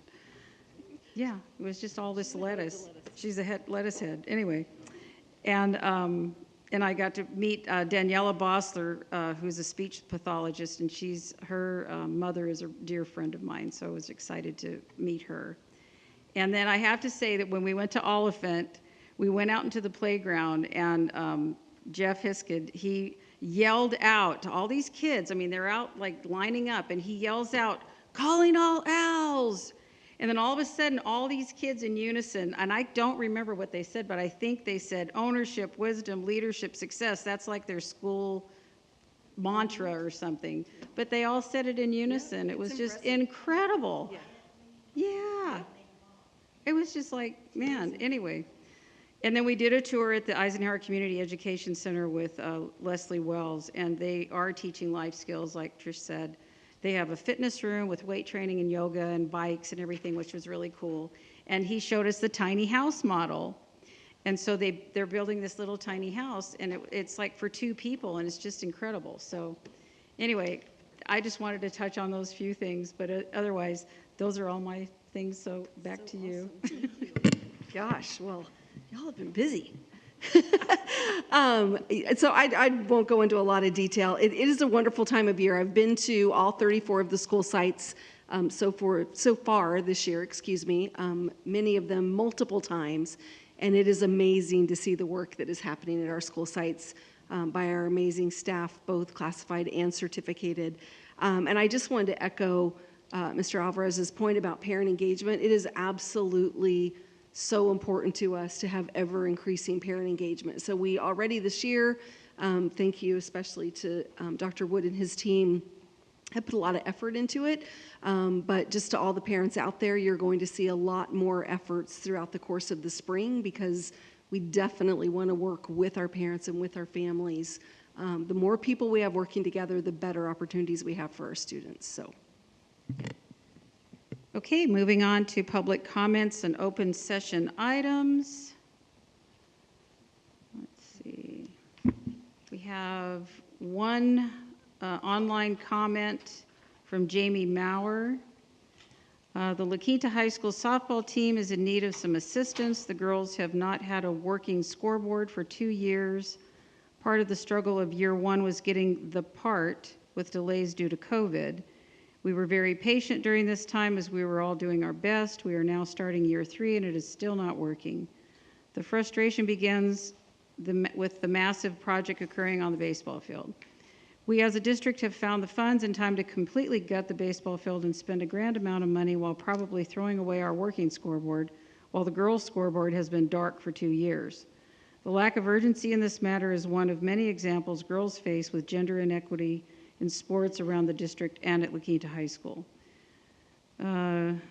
Title VI was designed to level the playing field for girls and boys in schools. I think we can agree girls' facilities are lacking. There is no other sport that has played a game without a working scoreboard on campus. The lack of urgency in this matter is disrespectful to the girls who have been league champs for many consecutive years. Many of these girls play ball year-round and take great pride in representing their school in their sport, yet their district has shown very little respect to them. We ask you fund to buy them a new scoreboard equal to those of other schools and make it happen before their first league game on February 28th. These girls will continue their legacy with or without a scoreboard, but we just hope their district can show them through action that their sport is just as important as boys' sports on campus. I believe that we have a case for this being a potential Title IX, sorry. We hope parents that you respect the law of Title IX and make sure our girls feel valued in their sport. Okay. And, okay, Desert Sands Unified School Board regular meeting, Board of Education, communications from the floor. In accordance with the bylaws of the board of number 9323, 62519, time is reserved for oral communications by members of the Board of Education or by citizens present. Citizens wishing to be heard on agenda items, regular or special meetings, and or non-agenda items within the subject matter jurisdiction of the board, regular meetings only, shall have a 3-minute limit. In accordance with the law, the board cannot take action on any item not appearing on the agenda as indicated in the bylaws of the board, number 23.2, 62519. Andrew Para. I said it right this time, Andrew. There's a few people in here that will never live that down either. Thank you, Jordan. Good evening, board, cabinet. I'm just here tonight actually just to speak on an MOU that's on the agenda. I've been chapter president now only on my second month, but although it's only 2 months, I've been part of our executive board for our union for 4 years. I've been the first VP for our union for 4 years. And I've also been on our negotiation team with the district for 6 years. This MOU that's presented tonight actually, outside of negotiating a COLA, is pretty historic. We actually have an opportunity to affect close to 400 members getting reclassed and position adjustments. So we took it to our membership last week, ratified it at our meeting. So I'm glad to see it's on the agenda tonight. It affects several different job descriptions, from paraeducators being reclassed to our technology department being reclassed to some of our maintenance workers to recognizing our athletic trainers to 12-month employees. So it's a really historic MOU that's going to affect quite a few, a big majority of our units. So just like to say thank you, and I look forward to actually more negotiations. I know it's a give and take for both sides. We always communicate in our meetings that if you walk out of the meeting completely happy, I think something went wrong. It's, you come out of there happy with some things and you're not satisfied that you gave up others, but it's a process. We understand it and we look forward to continue it coming up in the next few years. So thank you. Great, thank you. John Parker.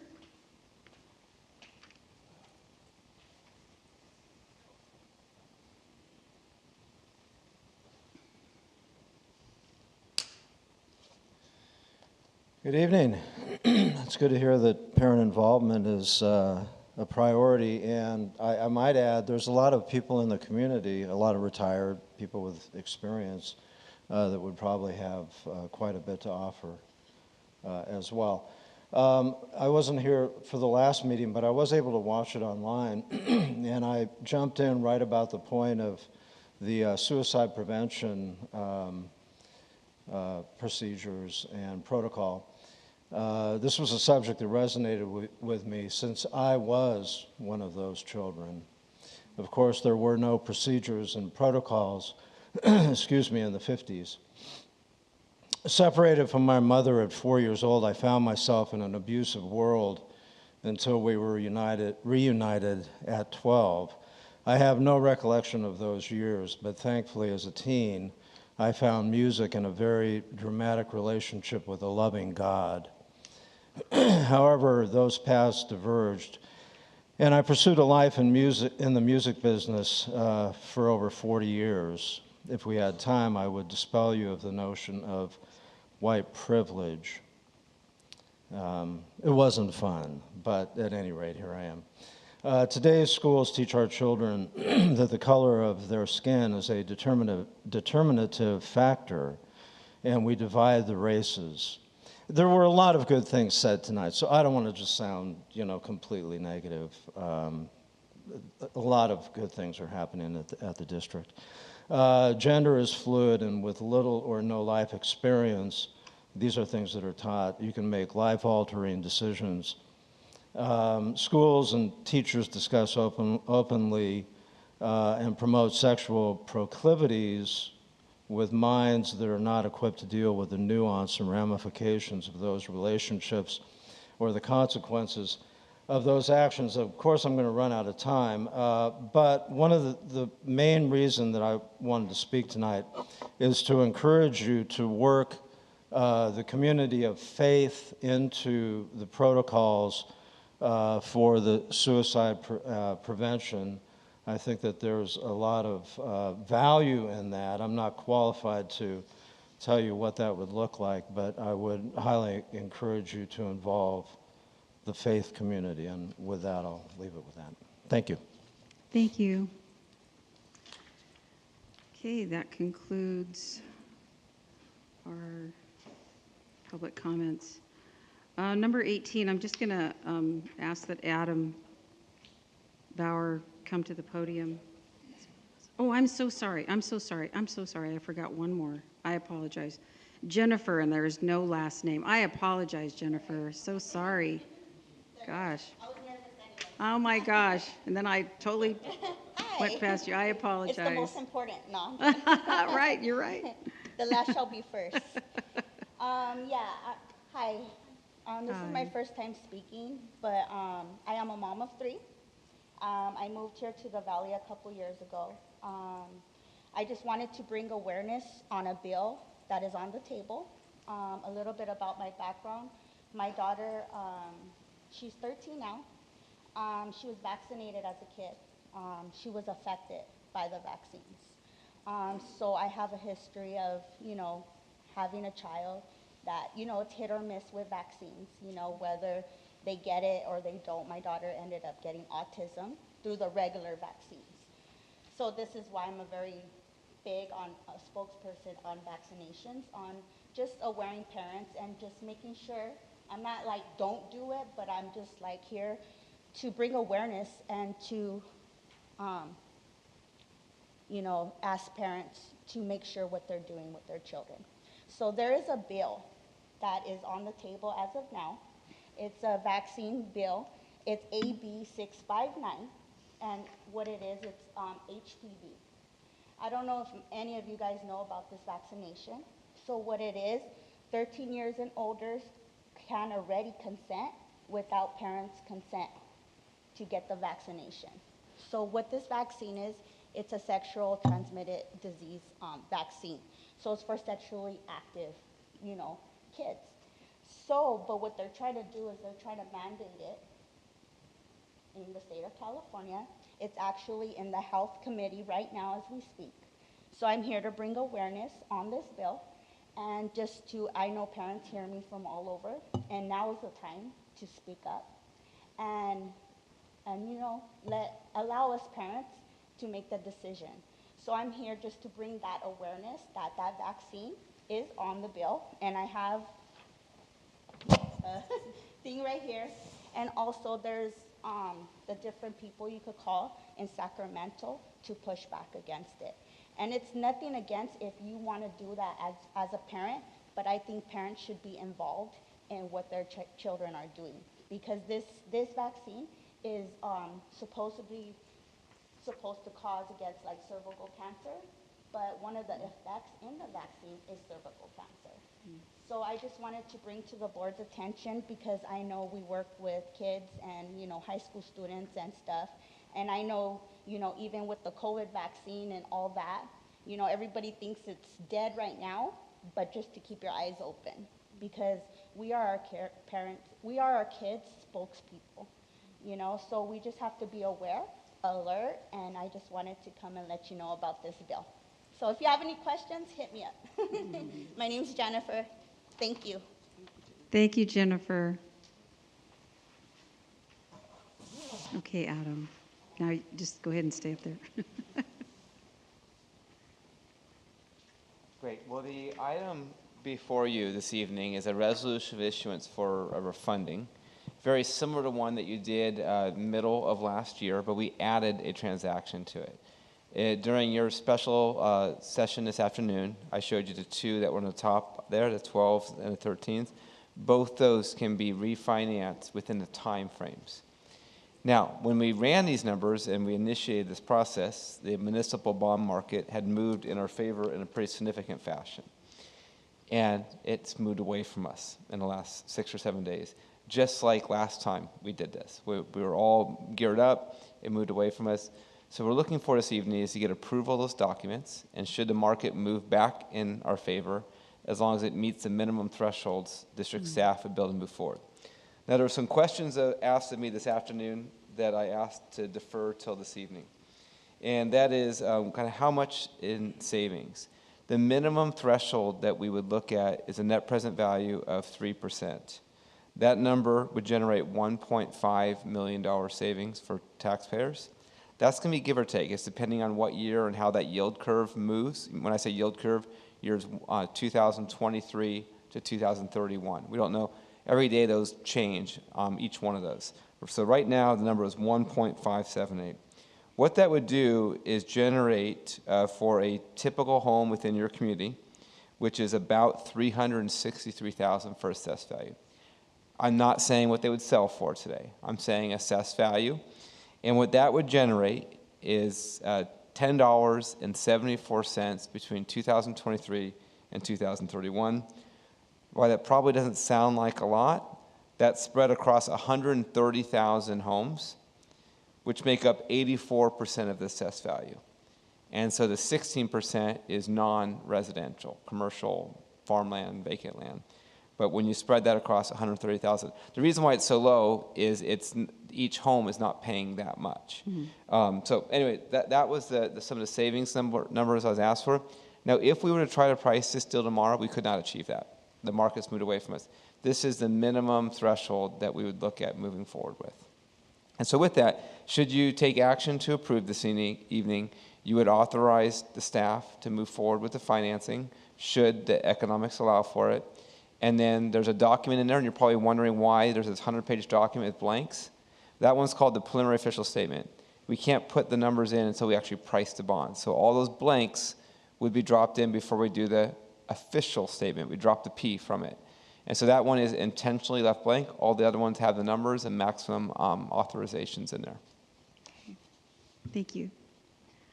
Okay, General Functions Business Services, Resolution number 23/2022/2023, resolution authorizing the issuance of Desert Sands Unified School District, Riverside County, California, 2023 general obligation refunding bonds. Is there a motion to approve resolution number 23/2022/2023? So moved, Tricia Pierce. Second? Is there any discussion? A question. So what you're saying is that we're going to approve it, but you're not going to follow through unless it's above that 3%, correct? Okay. 3 or higher. Okay. Since this is a resolution, it will be a roll call vote. Calls for the question. Preferential vote? Aye. Mr. Duran? Aye. Dr. Watson? Aye. Ms. Pierce? Aye. Mr. Alvarez? Aye. And I vote aye. All those in favor? Any opposed? Any abstentions? Motion carries 5-0 with 1 preferential vote. You got to remember to do that. Anyway, okay.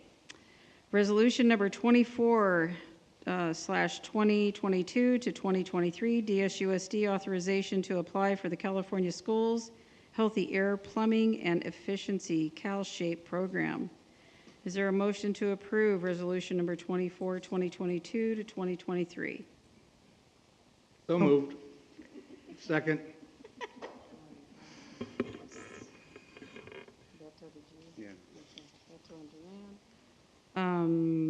Any discussion? Hearing none. Since this is a resolution, there will be a roll call vote. Calls for the question, preferential vote. Aye. Mr. Duran? Aye. Dr. Watson? Aye. Ms. Pierce? Aye. Mr. Alvarez? Aye. And I vote aye. Are there any opposed, any abstentions? Motion carries 5-0 with one preferential vote.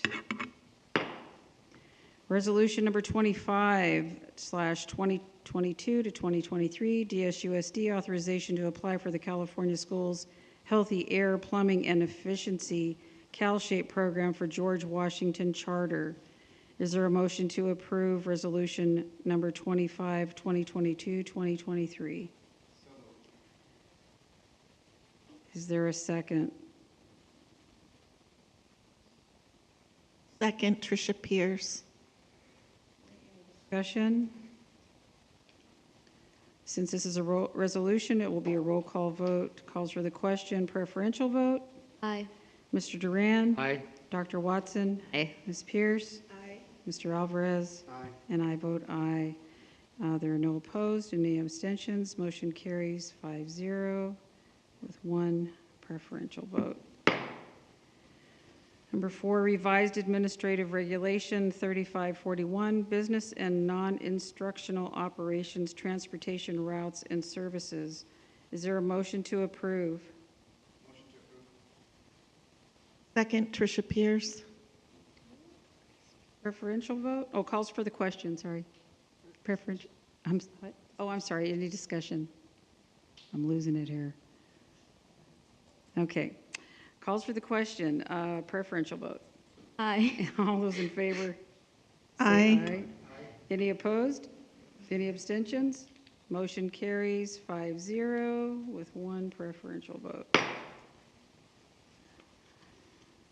General functions, educational services. There are 3 general function items for educational services. Is there a motion to take these as a group or individually?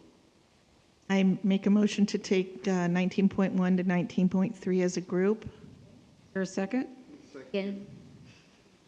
Rhea? Leah and Tria seconds. Any discussion? Hearing none, calls for the question, preferential vote. Aye. All those in favor say aye. Aye. Any opposed? Any abstentions? Motion carries 5-0 with one preferential vote. Okay, let's see, 20, general functions personnel services. Since this is a personnel item, our student board member will not be voting. Memorandum of Understanding with the California School Employees Association, Chapter 106, regarding reclassification and position adjustment. Is there a motion to approve? So moved. Mr. Duran, is there a second? Second, Tricia Pierce. Any discussion? I just want to say, Ms. Sparrow, thank you for coming up and speaking this evening to our group. It makes me, happy to see your leadership and understanding the win-loss, I guess, as you put it earlier. But thank you for your members and the support that you provide for them, and that we also are happy with this solution, I'm sure, for this resolution. Thank you. I'm just happy that they finished this reclassification. Took a long time and a lot of hard work among everybody, but it's good to get it all updated and fair for people. Hearing none, calls for the question. All those in favor say aye. Aye. Any opposed? Any abstentions? Motion carries 5-0. And general functions, student support services, contract with West Ed. Is there a motion to approve? So moved, Tricia Pierce. A second? Second. So, is there any discussion? I just want to say regarding the contract with West Ed, I would like to thank Dr. May Vollmer for recommending this contract and for Laura Fisher for submitting it. Anna Conover and I, a previous board member, had visited several schools and spoke with many special ed teachers. Our special ed teachers are amazing and have a calling for what they do for our students, and they deserve our utmost respect and support. I am so excited for WestEd to review our special education services, to summarize findings into themes and develop recommendations for systemic improvements designed to improve outcomes for our students with disabilities. To our special ed teachers, we appreciate all your hard work, and we hear you. So, is there any more? No? Okay. Calls for the question. Preferential vote? Aye. All those in favor say aye. Aye. Any opposed? Any abstentions? Motion carries 5-0 with 1 preferential vote. General Functions Superintendent, there are none. Consent items, student matters, Dr. Mae Vollmer. Yes, we need to finish closed session after open session. So once we're done here, we'll go back in and then we'll come back out and I'll address the reinstatement. All right. Okay, consent items, business services. There are 10 consent items. Business services, is there a motion to take these as a group or individually? Motion to take as a group. Mr. Alvarez, is there a second? Second. Leo Renteria. Yeah. Any discussion? Hearing none, calls for the question. Preferential vote? Aye. All those in favor say aye. Aye. Aye. Any opposed? Any abstentions? Motion carries 5-0 with 1 preferential vote. Number 25, consent items, educational services. There are 13 consent items for educational services. Is there a motion to take these as a group or individually? A motion to take them as a group, 25.1 to 25.13. Is there a second? Second. Okay, is there any discussion? Hearing none, calls for the question. Preferential vote? Aye. All those in favor say aye. Aye. Aye. Any opposed? Any abstentions? Motion carries 5-0 with 1 preferential vote. Number 26, consent items, personnel services. There are none. 27, consent items, student support services. There are 2 items in consent items, student support services. Is there a motion to take these as a group or individually? So moved. Betos. Is there a second?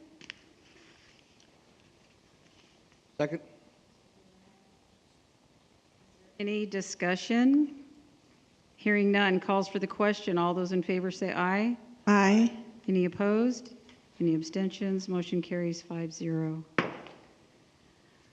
Personnel actions certificated. Dr. Hyde.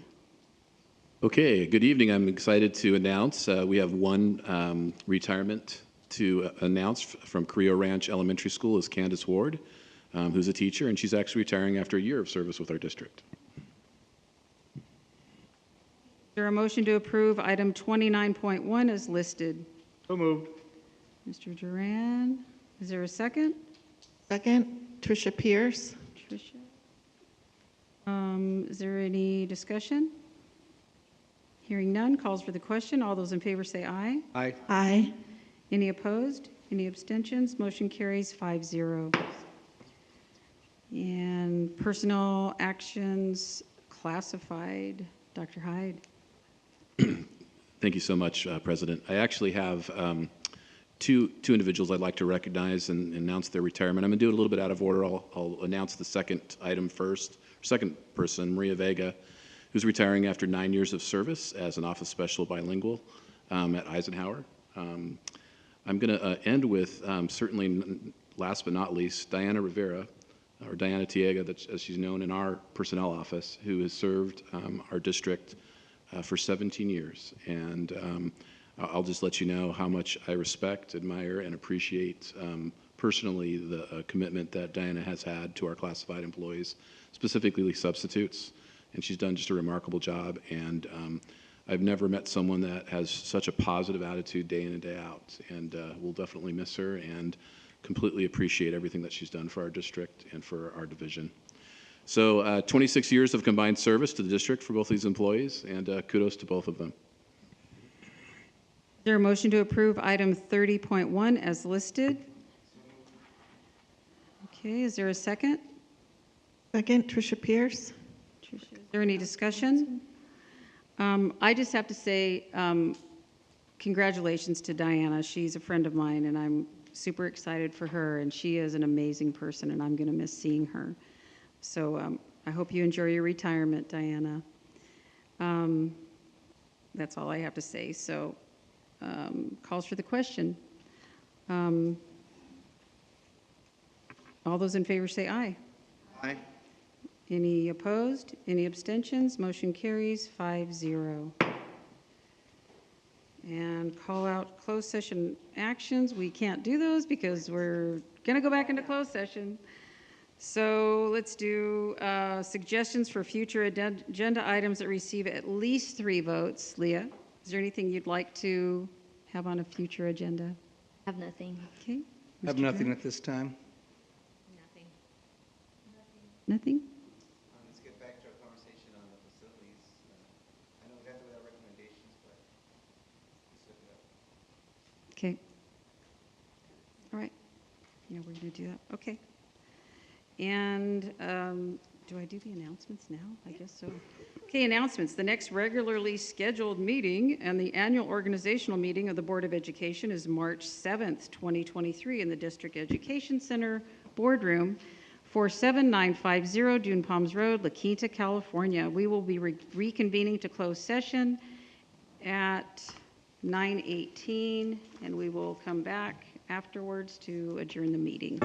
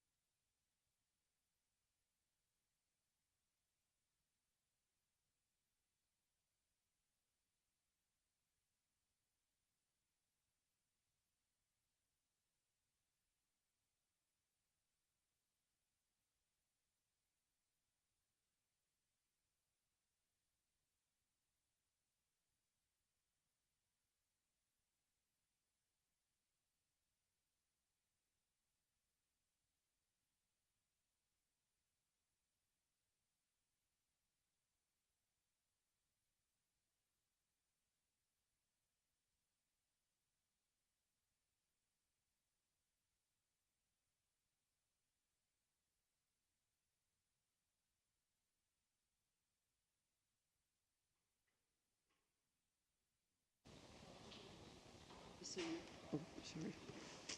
Okay, we're ready. Dr. Mae Balmer, we're back.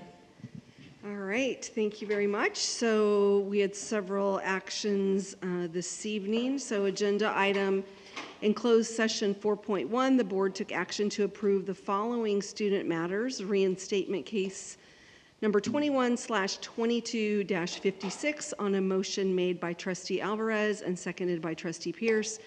The motion was carried 5-0. Listed under closed session, item number 4.2. Tonight, the board took action to approve the general release and settlement agreement SSS number 14/2022-2023 on a motion made by trustee Alvarez, seconded by trustee Duran, and the motion carried 5-0. In closed session item number 4.4, the board took action to accept a settlement agreement with a certificated employee classroom teacher regarding extra duty pay for after contract hours worked in the 1920 and 2021 school years. This passed by a motion made by trustee Pierce and seconded by trustee Dr. Watson, and it was unanimous 5-0. Closed session item 4.5.